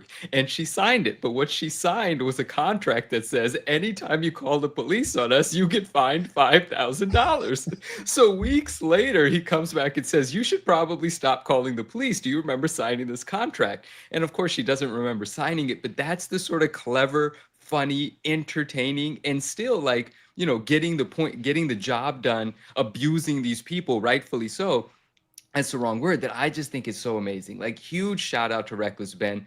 All of his videos have millions of views. He deserves them. I feel so good for the person whose family first consigned the pieces. I mean, the Legos, because this is rewarding for them too. Yeah, they went through a lot of stress, a lot of anxiety, but this is sort of a beautiful outcome. And then, since it didn't just happen quietly, it exposes the corruption not only in, you know, local police, in certain like you know, aspects like that, but also in this company. Like, this is truly, in a twisted way, a very feel-good story, but also so frustrating to know that any collector could find themselves facing this and having to deal with this. And if you're not Reckless Ben, or if you're not connected, or if you just don't have the heart and will to deal with such stress and anxiety, it may not go in your favor, which is the most frustrating thing to take away from this.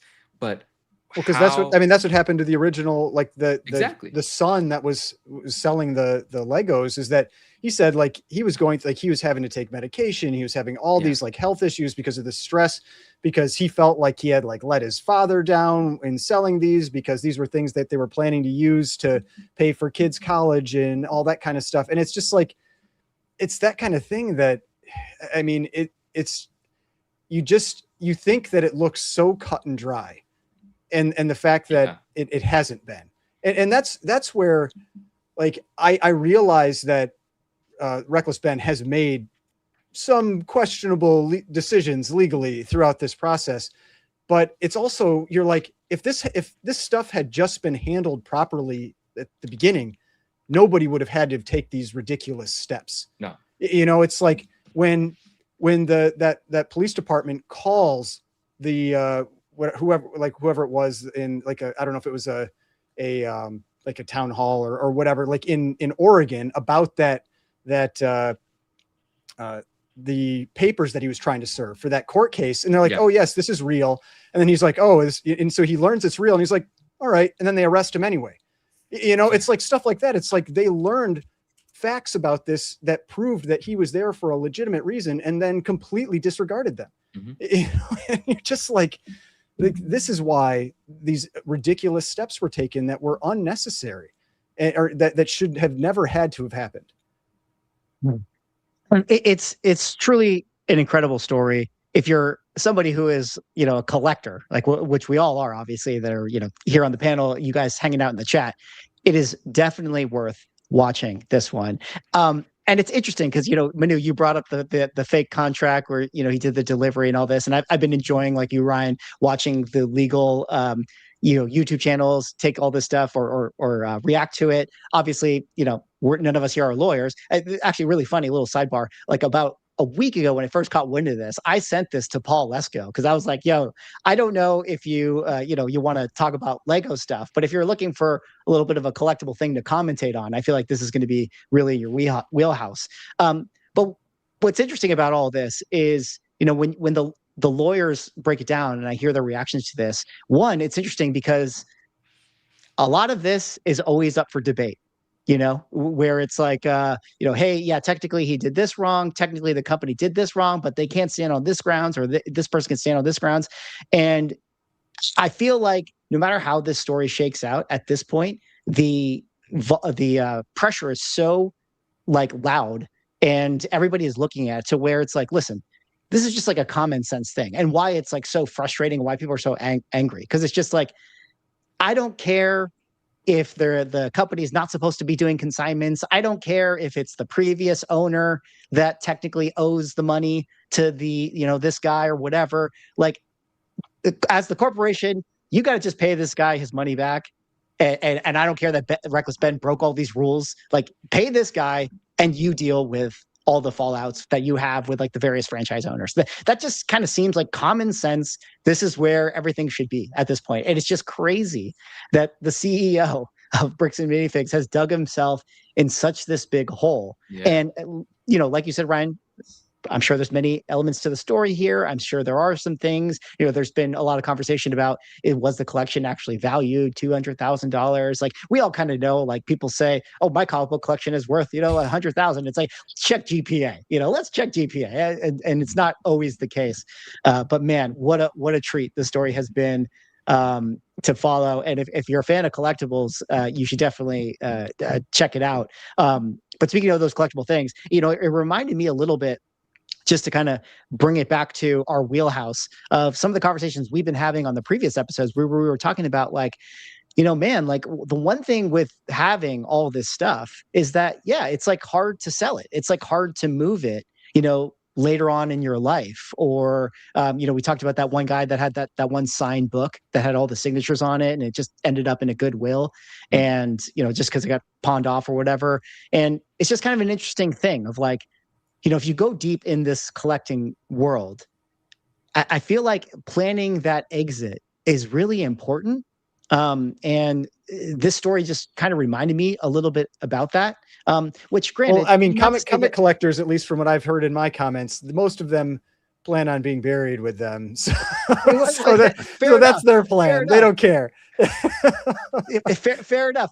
But, you know, for those people, they could do that. But, like, for the other people, you know, at least Bricks and Minifig, it seems like as a company or corporation, they're set up to, like, do this kind of bulk buying. I mean, I don't know if they're just like a CarMax. Yeah, I mean, I think the big difference is, yeah, they normally will just buy and then sell it. Not like that's the thing with all of this. Like, they're getting into all this, like, little, like, minutia of their business about, like you said, like the consignments allowed or not. It's like, none of that matters. It's just noise.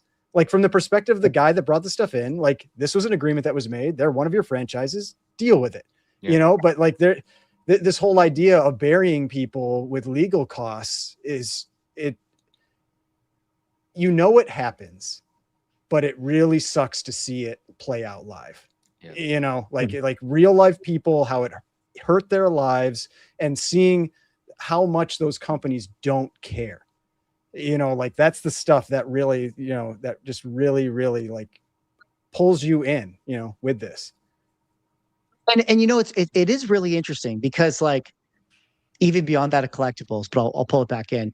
You know, this concept of, like, citizen journalism, like, this is what it takes now at this point. Like, whatever it is, right? Like, you know, to expose, like, fraud or whatever. All these YouTubers, social media people, they become the story, or they shine the spotlight on the thing, and then that's what people all of a sudden care about.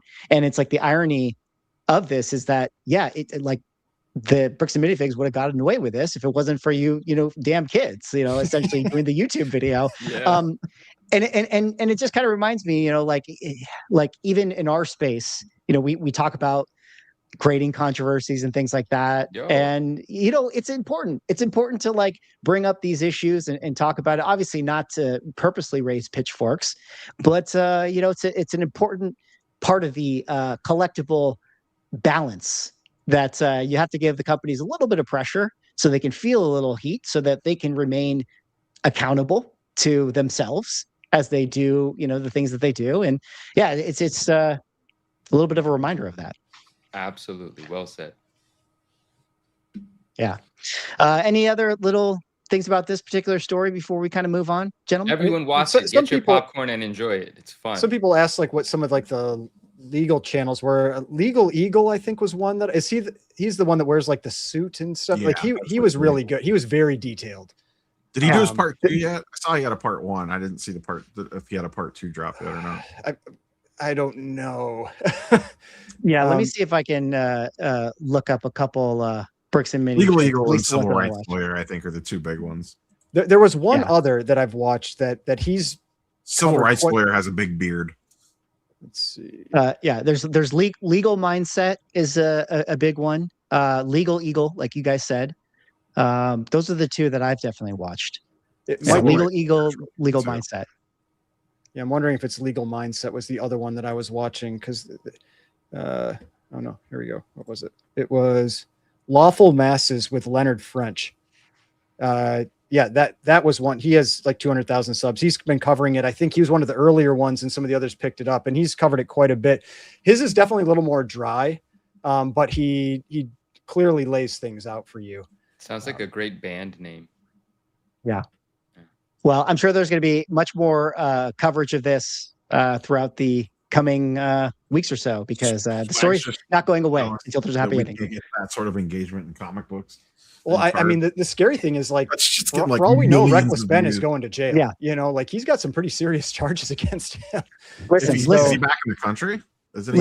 Well, they have talked about that. I feel like that was definitely just like something for fun on the video, because he's like, yeah, I've been back in St. Louis. I've been in other places. Like it sounds like that was just like an end of the video, like kind of like I don't know, like thumbing his nose at them a little bit, like as a joke. Cause there was an interview I think he had with like a local news station where he was talking about like, oh, I've actually been in the country a few times since then. So I don't think he's just hiding out in Mexico. Now that we talked about this, are we not allowed to go to Utah? Do I need to stay out of Utah? Like, are we probably banned from Utah? You guys are pretty close to Utah. You might have to be careful. If you're Mormon, you can go. Yep. You know what the sad thing is? The sad thing is like how big it is. Like Rob, it's like comics could never. You know, there could be a $300,000 comic book collection that would be stolen. Nobody would care. What the funny thing was, like when they were talking about that town, I was like, I swear I've heard of that area before. And it's because it's from what is it? Like the Secret Lives of Mormon Wives or whatever that show is. Like, I don't know if anybody's watched that one. I have watched it, but Nobody's watched it, Ryan. It is also in that area. And so it's interesting how this is all playing out. It is very interesting indeed. Very interesting. Well, a lot of people care about that story. Nobody cares about comics, and nobody cares about 9.9s and high grade moderns anymore. But fellas, you know, this happened a couple weeks back on Comic Link. We had the sale of a CGC ASM 252 9.9 newsstand copy sell for $19,388. That is a 20% drop between the last 9.9 sale of this book, which happened to have been just a mere direct edition. Very interesting, you know, like a big haircut there. There were some other 9.9s that sold, which we'll talk about in a second, but there was another modern grail that was of course, the Spider Island ASM number 667 that sold previously 28,800 last year. Now that 9.8 is down to 19,263. This was one of the books that had been kind of sticky. Like it wasn't doing the Drujevich variant thing for Ultimate Fallout 4, where it was correcting, was actually being pretty competitive and made you sort of think like this was the modern grail. But guys, what do you think about some of these recent sales right here? And maybe more importantly, the 9.9 of this 252 selling at a haircut. Granted, you know, different year, 2026 versus 22. But did this sale surprise you? Do you think it was soft? Do you think it was a good buy? What are your thoughts? Who's going first? It's still a ton of money is kind of how you put it. Like the 9.9s are still worth a lot, but it feels soft. Like I think it does feel soft.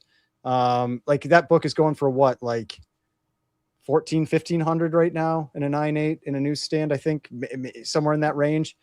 I probably thought in the mid to high 20s. But yeah, I mean, for that one now, for the ASM, the 667, I had like that 28.8 sale. I remember that one because I thought that one was going to go for like 20, I think, when it sold like back then. And I was really surprised that it held up and pushed to 28.8. And so 20 to me isn't a surprise. Like to me, that's around where like it's at like 19 and change or whatever. That's around where I think it should probably be. I just think that other one was just, it's the challenge with that book that we've seen with comics, like from the comic boom period in general, is that with that book, it sells so rarely in a 9.8 that people like, they look at it, they're like, oh, I'm getting it for a deal because the last one sold for 40,000. But it's like, the reality is it's because it sold last like 3 years ago and it should have dropped even more. And now another one came up and then it actually finally gets down to the number where you think it maybe should be. I see that book available a lot for something that's so rare. It is rare though, right? Like what is the census existence of that in the 9/8? I mean, I don't see 9/8 of that book very often. Like that come up because I think a 9/8 there's only, I feel like there's less than 100. For the 667. Yeah. Let me pull that up. I do think that they're at 9/8. There's definitely less than 100. I would hope so at that kind of price. Yeah, it's very. Well, I mean, but if you think about like a modern book, 100 is very, very low. like I mean, yeah, that's but 20 grand is a ton of money. That's 100 people have to make the decision all the time of they would want $20,000 to $30,000 or that book. That's a lot of opportunity to screw that value up. 15 of those come to market. 15 people need a buck. That value's done. That's a lot to hold that kind of value for an obscure item. So it looks like there's 25 9/8 for the 667. Way less than 100. Okay. Yeah. So the 100 number was really like 85 total graded out there. So yeah, 25 9/8 definitely very hard to come by this book. You know, it for a long time was the modern. That must have sold on Comic Link, didn't it? Oh yeah, these sales were on Comic Link. Oh, so yeah, so it's not on GPA, and so yeah. that sale never happened, right? That's a $28,000 book right there. 100%. I did mention that. Yeah, sorry, not in our little setup right here, but in some of my posts and videos and stuff, I mentioned, yeah, these will not be into GPA. So, you know, the praise be the holders of these books. They get to make sure that nobody ever knows that you can get it for less than 20. But still, I thought it was just a kind of an interesting thing. Now, let me go back to this real quick, because granted, like you said, Ryan, comic boom, price is different, market, but being that this was the newsstand compared to the direct, and I think that current 9/8 newsstands sell at about a 30% premium. Like I pulled it up, it was like, you know, 1,400, let's call it, for a 9/8 newsstand of this book, where it's like a direct, maybe it's like under 1,000. Right now it's under 1,000, but they were selling higher than that recently too, though. But yeah, sorry, I didn't mean. Yeah, correct. So does that move it for you, change it for you, make it more interesting? See, the thing though is though, if we look at what that book was going for in 2022, a direct, like it was May, was about 1,800. There's one sale for 14, but there's 2,000, 2,150, 1,650, 1,820. So we'll say 1,800. So it was a more expensive book than even the newsstand is today in a direct back then. So in that way, it doesn't seem that surprising. You know, it still feels like, from what we've historically seen with 9/9s. Now, I don't know the census count on this book. I don't know how many 9/9s there are for 252. It's got 8 9/9s, and I know at least there is another newsstand. One of those is another newsstand, because Go Collect has the images. They like, I wasn't prepared. So here's another one, different cert number, sold in 2015. Okay. Wow. So yeah, I mean, it's not a lot of 9/9s compared to some of the other ones in that similar era that we've seen. But I don't know. I still think even with what I said about the direct being more expensive back then, like just from what we've seen with other 9/9s, what they've sold for, it feels kind of soft to me. But it's still 20 grand for an ASM 252, you know. It is still a lot of money. Absolutely. I 100% agree with you. I think that that again was just like the interesting conversation, because at one point we were seeing these 9/9s that were like, say, like a New Mutants 98. Like I remember one of those 9/9s sold for like 45,000 or something like that. And so it's like, and we had those conversations collectively on our channels where it's like, is this, you got to be a little worried, like, you know, because you never know, more 9/9s could come, that whole thing. And I just wonder if, like, has the market sort of a little bit caught up to that? Like, you know, sure, I'm still willing to pay a lot, but I'm a little more cautious. Which, let me throw this out before I let you respond. One sale that I didn't get to talk about was the next day, a 9/9 340 sold. This is one of 3. And it also sold for 20,500. There has never, as far as I can tell, been a sale for one of these 9/9s. I I mean, I think at a I'd different rather time have that could have that been 9.9 than the 252.99. It for me, like it's just like I don't know. I'd rather have that one. So and we are talking about this. We are talking about the fact that the direct went for 20 plus K, and the newsstand 99 didn't even reach that. And that is the conversation. The conversation is, well, what does that mean if another direct pops up, right? If a newsstand 9.9 is 20, does that mean a direct is 13,000 now, 10,000 now? Because the idea of a 9.9 is already rare, but quite frankly, the idea of the 9.9 newsstand is the wow, right? Because that's the value proposition of newsstands altogether. Yes, there's the argument that, I mean, it's a fact that in later years into the 90s, into the 2000s, the newsstand distribution was a fraction of the direct, so less exist in general. But in the 80s and early 90s and stuff, there was still a lot of newsstand distribution, but the idea is that they were in convenience stores and bookstores, not in bags and boards. They were looked at, read, and put back on the shelf. So the survivability of them in a higher grade is what brings in the additional premium, right? They weren't supposed to exist as 9.8s and near perfect books. That's why people love the newsstand, because they were disregarded and they were treated poorly. So for them to survive, they bring in a premium. And then when you compound that with, in the later years, there were less of them, then it really brings in a significant premium. There are plenty of examples of that. So the idea of this being a 9.9 newsstand is supposed to, in an enthusiastic market, bring in a number higher than the direct edition in its equivalent grade. Like if we're associating premiums to 9.8s, the 9.9 is supposed to show that in spades, if that's the saying, I think, right? Or something of that sort. So the fact that it didn't does speak a lot to the market. What does it mean for another 9.9 direct to show up? But also, and I say I hesitate with what I'm about to say because I don't want to put a spotlight on this. I want that book to do well, where it exists, who owns it, who paid for it. I want them to feel good about it, so on and so forth. But did that appear as the sort of 9.9 that looked like a 9.9? Is that part of the reason that By the grade? Well, Nobody I looks at the understand. book. I understand, but even in a market where people buy the grade, there's plenty of books that have looked questionable for the grade that have performed really well. So there's still buy the grade buyers out there at auction houses. They didn't show up for this book. Like presumably this book, we all would have assumed would have done a higher number. And if it looked super pristine and sharp, would it have, or is the market simply not allowing that because of what Swag said, that people are catching up to the idea that there's going to be more 9.9s, and the newsstand factor didn't even matter here. I would be very curious to know, what does another 9.9 direct do if it shows up? Does this sale affect what people think about what multiple should be paid for the 9.9 direct over a 9.8 direct edition, right? Because we've seen, like Ryan discusses and has showcased on his channel in the past, is that some of these books get a 20x multiple in a 9.9. Are those days over? That's a really interesting question to ask.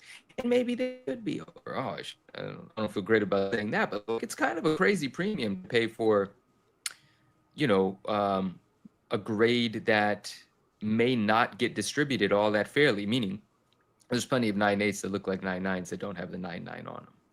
I mean, I have kind of like two thoughts on that. One of them is because I was definitely one of the people that was talking about, like, when we saw that big jump in 9.9s for like the Wolverine limited ones and the Secret Wars 8, like maybe 2 years ago or a year and a half ago, whatever that was now. I was expecting to see a bunch more, and I feel like that hasn't really materialized. Like when we saw the Ultimate Fallout 4 9.9, I was expecting we'd get some more, but I still think it's still just that one, which is kind of surprising. So I don't know if maybe CGC dialed it back, or if they just like it was a fluke that you had like 29 9s in limited one, like maybe that grader isn't there anymore or something. Like I don't know.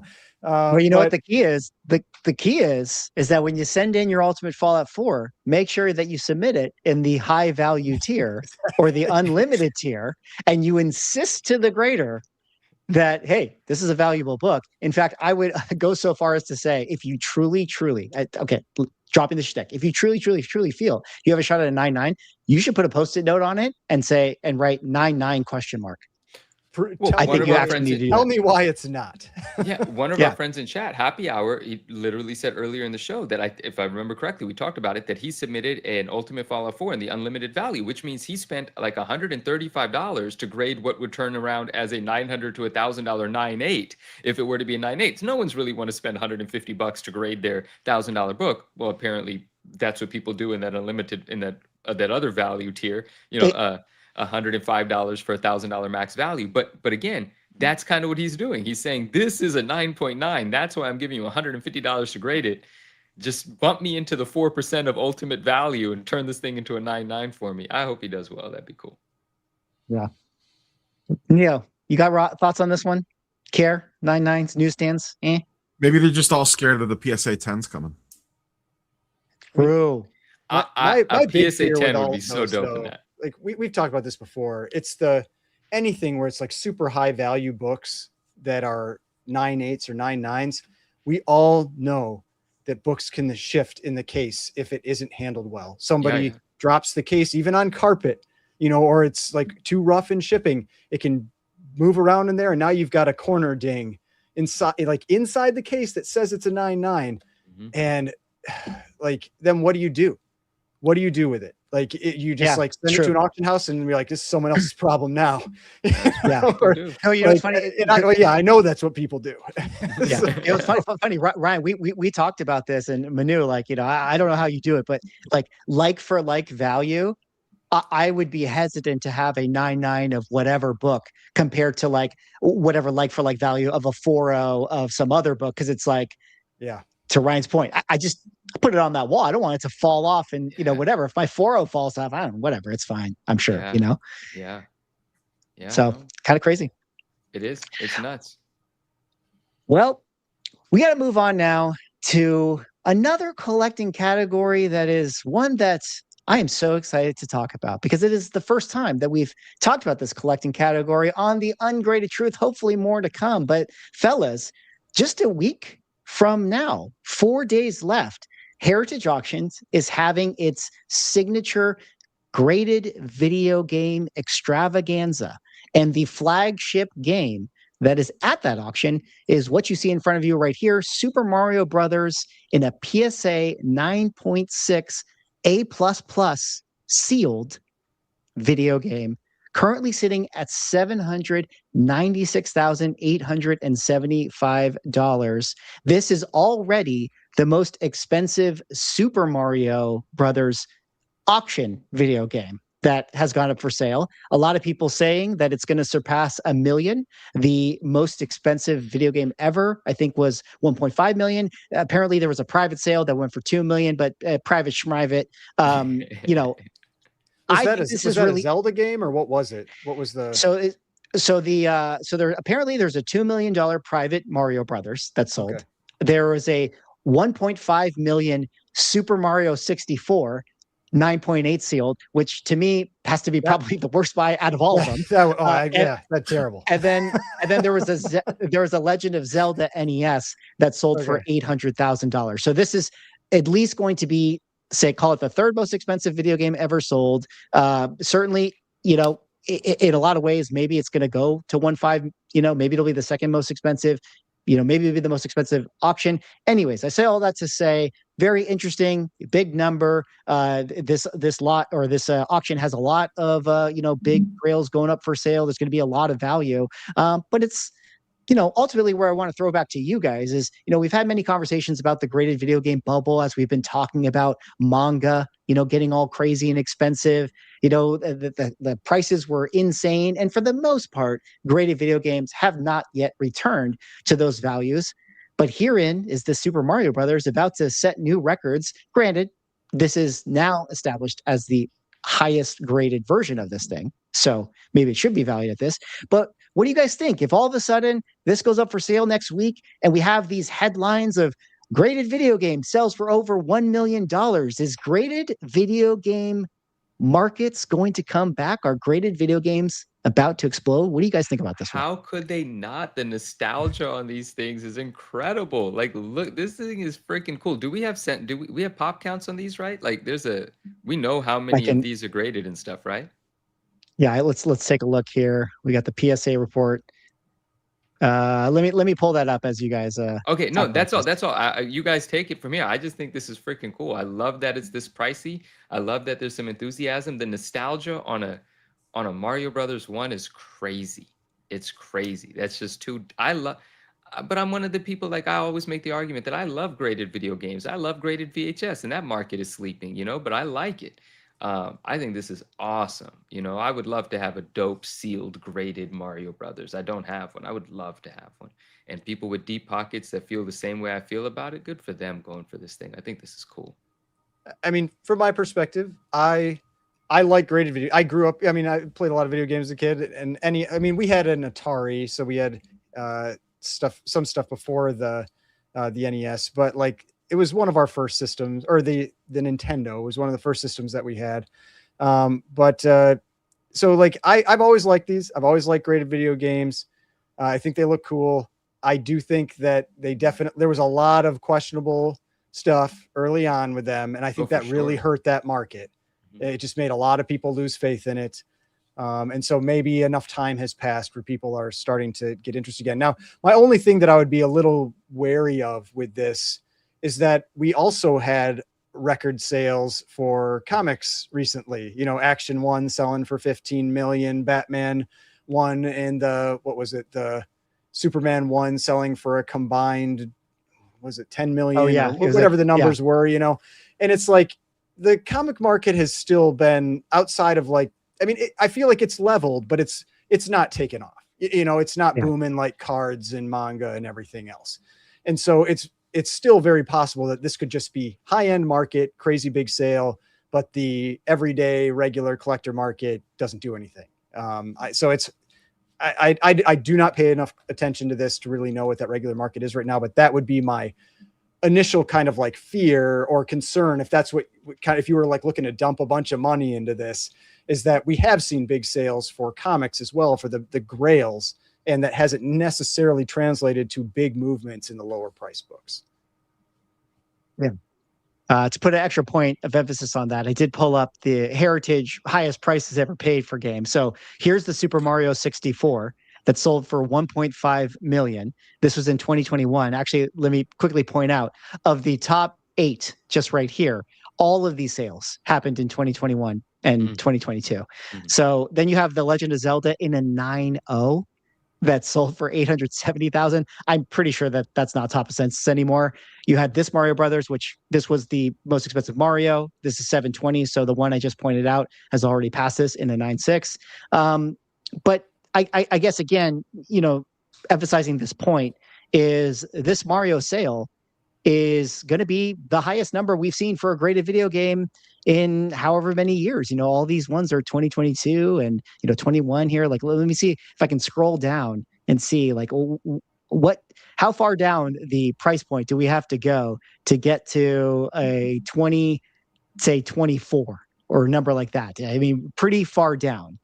You know, we're already at the 100,000 price point, and you know, in this auction alone, this one's going to break that. There's another Mario Brothers that is at 180 right now. That's a mid-production one, if you guys know the distinctions. There's a Legend of Zelda that's at 160. So this auction is going to put graded video games a little bit back on the map, so to speak. And I just thought that was super interesting. But Rob, I don't know. What do you think about graded video games and this whole thing? Just kind of piggyback off what Ryan said and what you said. It's kind of funny that like for the last couple of months, it's like sports cards are going crazy, Pokemon's going crazy, One Piece is going crazy again, manga's going crazy. Literally everything other than comic books is going crazy when you run through the list. Yeah. It's wild. Making my prediction for the year look bad. I'll say like the one thing I haven't seen yet that typically is the indicator is I have not seen the tradition, like the dealers and stuff that I watch pumping video games yet. During comic boom period, we did. The comic dealers that were out there were pumping video games. They were talking about, they're like, oh, we're buying these, we're selling these. I have not seen that. So they moved on to manga. Well, they moved on to manga, but it's like, if this is the next thing, like that's going to be like your sign that it's really there. It's like when you start to see like those dealers, like seeing that they can make money on people, like, oh, then we'll know. We'll know. It's probably because they don't have them anymore. They dumped them when the value went away, maybe. They don't have anything to pump at the moment. They're like, they're like, quiet. They're trying to accumulate, you know? Yeah. You know what, to me, the big correlation of a lot of this stuff is really the crypto money, because the crypto NFT big money pump all happened in 21 and 22. And everybody was taking their gains and throwing them into these types of things, Pokemon, all that sort of stuff. And crypto has had its correction. And now people are probably selling out of their positions and being like, okay, where do I want to put this money? And it could be like, now's that time that they're thinking to themselves, oh, maybe I'll come back into like a Mario Brothers, or, buy a collectible or One Piece trading card or things like that. So not a perfect, narrative, but at the same time, I do think that there might be some correlations there. And but to the point, that you said, I feel like because the dealers are not necessarily talking about it, maybe this is going to start to be like, oh, these are like the real, well, I want to call them collectors, but they're still like kind of more whale, eclectic people that are spending this type of money on stuff. But maybe this is like the real values of these games is starting to like actually find themselves out. Maybe. And for the there's a question there. If there was any game from any system you could have graded, what would it be? For me, it would be Final Fantasy VII. That's like I love that game. I love that game so much. I put so much time into that game. But that's a great one. Yeah. Oh yeah, that one right there. So, but yeah, I'm not $144,000 kind of. I wonder what that goes for now. Probably a lot less. Would be my guess. But yeah, that would be the game for me. What do you guys have a game, Manu or Rob? I think the first I saw a Final Fantasy 1 box art on there. On the list. I think I bid on one of those at one point. I think I remember bidding on because I only played one a little bit. I was a little young at that point. My older brother, I remember watching him like back. I don't know if kids do that still now, but like we used to like always just like watch each other play video games, like especially Final Fantasy stuff. You'd sit there for hours and like, someone else is playing and you just watch them play that game. But yeah, no, like the whole Final Fantasy series, I absolutely love it. Dude, it's such a tough question. My favorite was as a kid when you would go rent a game from the store, and then you would like rent it again the following weekend, and you would manage to get the same copy that you rented the weekend before, and it would still have your save on it, and you just thought like $1 million. That's so cool. I never even had that experience. That's amazing. That was actually pretty awesome when that happened. Wow. That's like one of those things that you say out loud that like if you explain to a kid today, they would look at you like you had 5 heads. They'd be like, wait. Yeah. I mean, the tricky thing I would rent the NES game and I would play Final Fantasy for like 20 hours in a weekend, and then I would save it, and then I would go back the following weekend and hope I got the same copy again so I could pick up where I left off. I mean, it's crazy how much those games cost back then, though. Like, I mean, even back then, like, I think Final Fantasy, when we bought that, it was like $70. I remember Super Mario Brothers 3 being $70. I have a vivid memory of my mom taking me to Kmart and like running up to the counter to ask if they had Super Mario Brothers 3 because it was actually kind of hard to find. And the lady like pulling the box out from behind the thing and me just being like, oh. Like because of that damn movie. They had it. What was it? The Wizard or something like that? Was that? Oh, what an amazing film, dude! Oh yeah, the greatest. What an amazing film. There's like a little mini like Nintendo Wizard thing that's dope to find and really hard. So we all learned everybody wanted the Power Glove. Dude, you see, guys, the way that you guys are talking about this passion, this inner child that comes to life that gets reawakened. This is why. This is why I feel like this has a market and why I feel like VHS doesn't. Because I grew up watching VHS and I couldn't give a shit about owning graded VHS. There's a lot of us that love that stuff too, man. Like there's a lot of people that when you talk about Back to the Future and certain movies, like it conjures up these same sorts of emotions, but the interactivity of a video game and the playing with your friends is a different level, But it was the same thing. When you're younger, you go, your parents let you have a sleepover or whatever. You get junk food, you get Cheetos, you get candies. You're gonna play GoldenEye. You're gonna maybe rent some movies too, But the games might have a more playful enthusiasm associated, but there's a very similar sort of nostalgia and love in VHS as well. I mean, that's what we're all talking about here anyway. We're talking about graded nostalgia at the end of the day, and what media, what form it takes. You know, one might be more popular than the other, but you're right. I mean, this enthusiasm is why this market exists, and it's just freaking cool, bro. And I can't answer that question. It would be a Mario game. I don't know which one. I spent a lot of time on Nintendo SNES and Nintendo 64, and all of them have like so many hours of my time invested in the Mario games, but I wouldn't be able to pick. I'd be juiced to have any of them. Yeah, there's so many games, to be honest, that are on my list. Yeah, I'm all over it. So and some of them I don't quite want to talk about yet because I don't want people knowing right. what I keep trying to snipe these games. We literally started the show late. The guys can attest to this. We started the show late because I was like, hey guys, I apologize, but I have to bid on something that ended at 5:02. And I was like, so we're gonna have to start the show slightly late. I did not win it, unfortunately. It went way too high.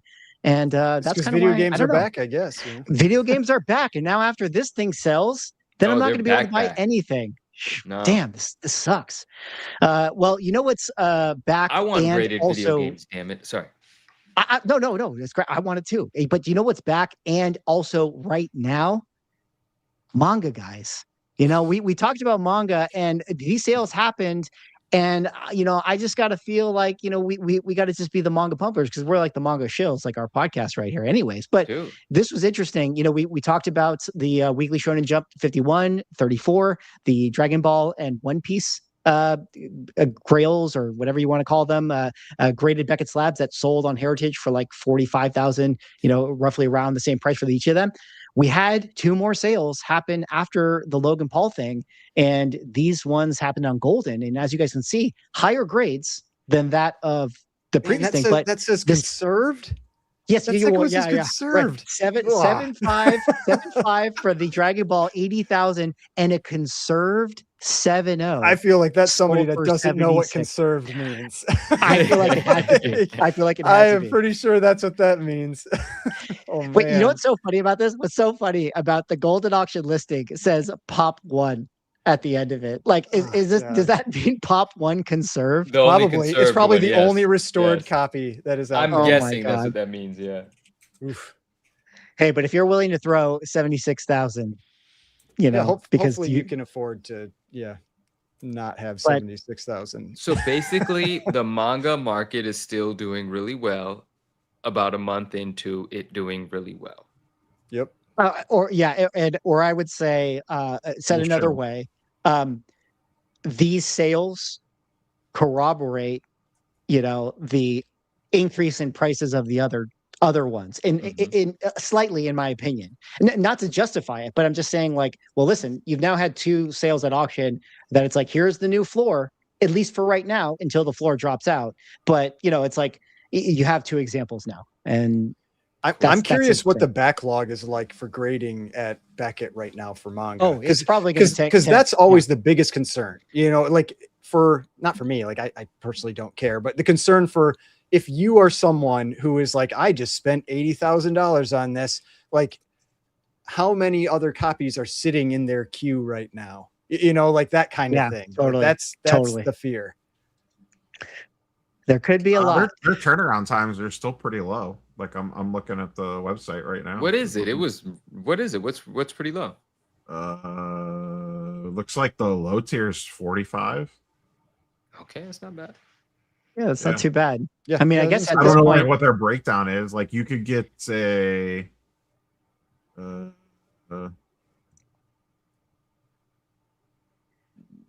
all right, like an Express is like $60 for 20 days, if I'm reading this correctly. I just want to buy a sealed assume SNES console. That'd be great. That'd be dope too. Dude, let's go all in on graded video games.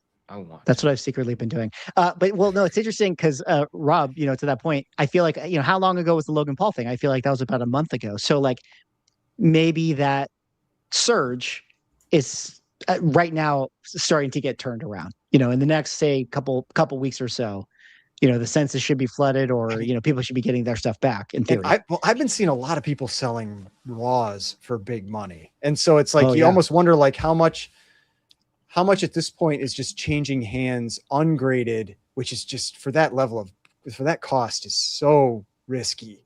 But I mean, that is what I've been seeing, like on Instagram, at least, like a few people I follow, a lot of raws though that are going for tens of thousands of dollars. So yeah, maybe people just don't want to send it in and pay the money, or it's just like they don't want, maybe there's the fear that if they send it in and it's like takes 2 months or a month and a half, then market isn't where it was now that it is then, and so you're like, got to take it when you can get it. But I don't know. We'll see. Like it's fun to watch this stuff. I like seeing big explosions in markets and that kind of stuff. But whenever it happens, you should be cautious. Is my opinion. Yeah. That's why they call you the double shill. Mm-hmm. Well, let's move on now to our last couple topics here. Interesting talking about games. We have another game that's coming out, not quite video related, but table related. We have Magic the Gathering announcing their superhero set, which is essentially their Avenger set, coming out at the end of this month. They've been showing out a bunch of the cards. Things look really cool. Obviously, if you guys are in tune to the Magic world, there's obviously a lot of people that don't like all the collaborations that are going on with Marvel. But I think that this one is going to do pretty well relative to what Spider-Man did. Already the original art for the set. Oh, we're going to click out of that. Already the original art for the set has been going up for sale. And people are really interested in this card thing, and it's kind of that's a cool coincidence. That is a cool card. There's definitely a lot of really great cards right here. Here's an Avengers Assemble. Here's a, I'm trying to see. They did like a bunch of a flywheel of the new arts, or not flywheel, but a bunch of different cards that are posted. Anyways, this card set is about to come out in about a month, and then similarly, Topps revealed that they're doing their Chrome Marvel set that is about to come out. What do you guys think about the Marvel cards? Rob, are you in on this? Is your Topps Chrome money going to go to Magic instead? What do you think as a card collector is kind of a better play here? I would rather buy the Magic. So are we talking sealed or singles? Sealed, I would rather have the Magic product. I think the Topps product, it's I don't know. It just feels like a different. It's not original artwork on most of it, I don't believe. It just looks like a lot of the other Topps Chrome products. I've yet to see, none of the Topps products have really like blown my skirt up when it comes to the Marvel stuff to this point. Maybe Manu feels differently, but just really hasn't hit the same way as a lot of the Upper Deck stuff used to. The Magic stuff I'm curious about. I think like collector boxes will probably do pretty okay. Spider-Man boxes still haven't performed super well. The no serialized card hurts. This product a little bit. And the play here though is that like people might be sleeping on this one because the Spider-Man one didn't perform super well. So there's like an angle of like people won't care about this one as much. So maybe it's printed slightly less. So there's some angles there to be played. But if you're asking me like which one would I rather buy boxes of and sit on for a couple of years, it would be the MTG one over the Topps one. I mean, just when you showed the Topps cards versus the Magic ones, like the Topps cards don't interest me at all. These like do, same. Like the Magic ones, just they have like they feel like hand drawn. They feel like there's just I don't know. There's just something different about them that I like the look of them a lot more. And Neil, no, I don't. Oh, sorry.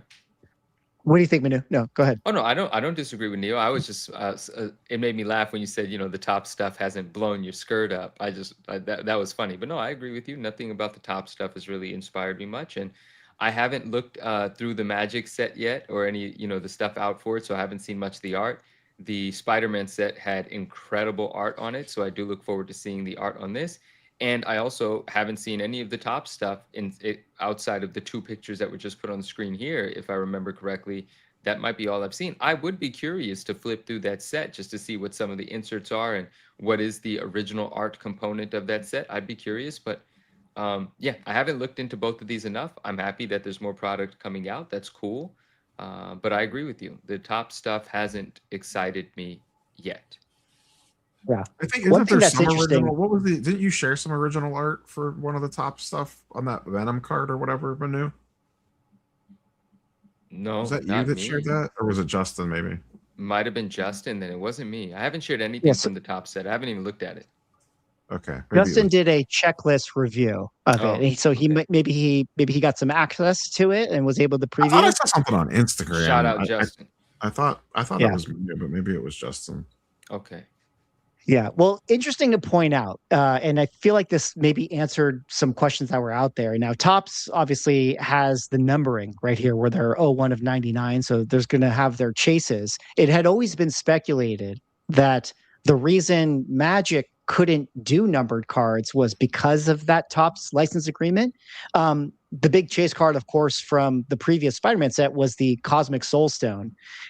They did confirm that the new chase card for this set is going to be the Mind Stone. So the Cosmic Mind Stone. And in one of the interviews, the person said that there's less than 150. Now, they didn't say that it was numbered, but she did confirm that it is a chase card with less than 150. So I thought that was interesting and kind of like gives validation to, yeah, maybe they couldn't number the cards, but the Cosmic Soul Stone still has, that chase hit in there. I think the Spider-Man boxes, like, I think that personally, I'd rather still sit on them. I'm a believer in them. I definitely want to pick up some of these boxes for sure. Currently, the pre-sales are right around MSRP for the most part, but there's probably always usually a pullback on this type of stuff and opportunities to buy it. But yeah, I don't know. I'm excited about the set, and I like that there's these chases that are in there, and the Cosmic Soul Stone, I mean, still sells for like 35, 40 grand or something like that. Swag, check your take it off screen and check your IG DMs. I sent you the Instagram post that I was talking about. I believe it looks like there's an original art insert set in that Marvel Comics Topps Chrome. Okay. Oh, these look cool. Okay, hold on. Let's see. Okay. Yeah. Fausto shared these on the Collectus IG page. That's where I saw them at. Oh yeah, shout out to those guys. Great dudes here. All right, so let me kind of just play through. I think they're going to flash this. Some of these. Maybe the wrong. Oh, here it is. Yeah, there it is. Sorry, guys. Yeah, so there's a Black Cat right there. That looks great. I think on the last show we did, we were previewing that one artist whose name can't quite remember, but it seems like these are the ones that he painted. So it's real, so it'll just go through and do its thing. Some of them look cool. Some of them I do not like that Iron Man. That Iron Man, I don't know. Yeah, that Iron Man, I don't know. There's your. It's like they tried to go with like one of the old school helmet like looks, and then like yeah. I don't know about this Venom either, to be honest. What but the hell? Can we get a close up on that? What is that? I gotta see this on its own. Where do I? Okay, no, I'll look at it later. It's in the chat, so you can look it up after. But I don't know. That doesn't really feel like Venom to me. I thought the Ghost Rider looked cool. Yeah. The Captain America looks good too, I think. You don't like that with the Hydra flag and stuff in his hand? I don't like his face. His face is a little. Well, I mean, what do I know? It's better than I can do, So I don't want to criticize, but that is not how we judge art. Yeah, fair enough. But yeah, some of them look good. I think the Black Cat and the Green Goblin look really good. Oh, there's a Darkhawk one there, unrevealed. Oh my god! Oh my god! I will be going to the chase. Swag. You're gonna buy all the boxes now. Oh, I want both this and I want the Magic the Gathering stuff. Oh, well, shout out to Collectus. So I don't know. Interesting. A lot of trading cards coming up. A lot of Marvel trading cards. Definitely places to put your money. Unfortunately, we will not be able to get them graded. Going back to our earlier conversation, Rob, I guess that's going to be a couple of the sets that are going to be affected. You can. You just have to be rich. Fair enough. Are you too poor to grade cards? Is that what you're telling me, Swag? Yeah, I have too many comic books that I pay for now, so I can't. All right, actually. Go ahead, Muno. Go ahead. Oh, I'm taking a look at that Venom card. I geek out about this stuff. That Venom is odd. Like he actually has eyeballs. So you can see the human eyes beneath the the white portion, and it's I don't know. It's not the greatest. It's not bad. It's not the greatest. Darkhawk spots are you going to buy on a Whatnot Live, Swags? Yeah, I'd probably be $1. Nobody else would be buying them. That Black Cat is fantastic, and that Green Goblin's pretty dope too. All right, that's all. Little card geeking out. Okay. You know, Yeah, get the interesting Dark card Hawk, stuff. dude. Get the original art for that. We need to see what it looks like. Whoa. It's mystery. It's blacked out. It may be Yeah, terrible. actually, it may be terrible. That's true. I would definitely be interested to see what the OA for that would be. I mean, I could see myself going for that chase a little bit. I might have to do some box breaks on the YouTube. I feel like I have permission if it's Marvel to do that. But I think that kind of brings us towards the end of our show, fellas. Any last thoughts on trading cards, Marvel stuff, anything like that? Well, I have a Neo's minute to go with Manu's minute. No, I don't have a Manu's Oh. minute, so we look forward to Neo's minute. I'll just Should add this a be little. like part of? Should we just this be like part of the interruption? Like whoever wins the show gets a minute at the end. So it's like, no. That That maybe in the Oh, around the future, horn. like in the Around last the segment, horn. we have chat vote like who won the show, and then they get a minute at the end. Oh wow! Now Yeah. we're really compete. Oh dang! Okay. Yeah. no, we're all winners here. But Rob, Yeah. anyways, since No, you're the I'll winner- be at Heroes Con this week. So if anyone's roaming the show floor and sees me roaming around, stop up, say hi. I'll be there Friday and Saturday. And if anyone has a low grade AF-15 that they are selling at the show, slide into my DMs. I want to see that There- happen. There you go. Manu or Ryan, you guys got any little minutes? Ryan, how'd you do on your race? Actually, I didn't ask you. No, but did well. I did pretty well. I was Oh wait, we need to relatively address. happy with it. But We have controversy to address. yeah. So the Oh. reason I'm not wearing a Yeah, hat, chat wants to know about the hat situation. we replaced we got a new air conditioner installed like 5 days ago, and 2 days after it was installed, some component of it decided to fail. And so we do not have air conditioning, and it has been 90 for like 4 days straight here.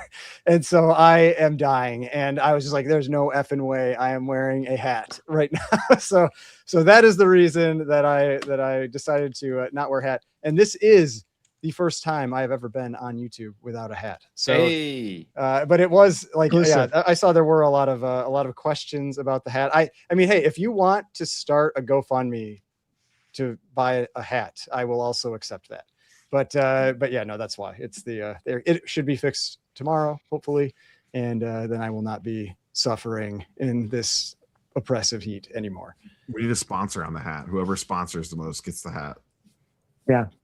Or All we need like shampoo sponsors now, because we're becoming a show that has more hair than hats all of a sudden.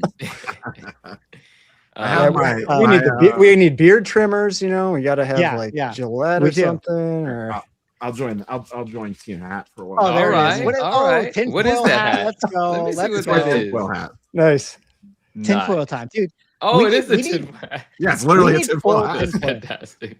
Actually, you know what? I started thinking, we might have to eventually have a segment on the show called like the tinfoil zone, and we just Oh, there you go. we just go full tinfoil, you know, TFZ. because that's what the people want. We need more tinfoil in this show. Tinfoil one word? Let's do it. I don't know. Yeah. Manu, I saw Yes. people in the chat saying we demand Manu's minutes, so you Oh. better make something up real quick. Well, no, I have a couple of things to talk about, but not in the sense of a story. I like, telling you guys like a story about something that's happened, but something occurred to me while we were talking about the 9.9s, and it was a part of your post as well, and I think even a part of your video, but there was one really cool 9.9 that performed extremely well. did. And it was that ASM 375, right? Mark Bagley, gold foil, Spidey versus Venom, ultimate nostalgia, incredible book, love it. It's like $100 9.8, and if I'm not mistaken, the 9.9 did like $6,100, right? So there's a 60x multiple, but again, you say that sort of playfully because it's easy to 60x $100. You don't just apply that multiple to a $3,000 book and think you're going to get anything near that multiple. But that's amazing to see, right? And was it confirmed that I think it might have been the only 9.9 of that book or something? Yeah, I was just going to let check me- that. Yeah, give me a second. I'm trying to find, a shout out to Comic Link, but their previous sales obviously are. There is only one. Bro, what a cool freaking dude. Anybody gets a PSA 10 of that book, hit me up. I want to at least make an offer on that. I think that'd be sweet. Oh, can I say something about that book? I'm sorry. Like, you guys know that book. That is like cardstock foil. Yeah, there's plenty of 9.9s that are 9.8s out there. Yeah, that's crazy that there's only 1.99. No, there's literally like, yeah. I literally can fish in this box right now, and I have a 10-0. I'm telling you, man. No, you're not even exaggerating. Well, kind of, sort of, but I know what you mean. So I think that was a phenomenal sale. That's a fun sale. $6,100, ton of money for that book. But you know what? The hell with it. That's freaking cool. I thought that was great.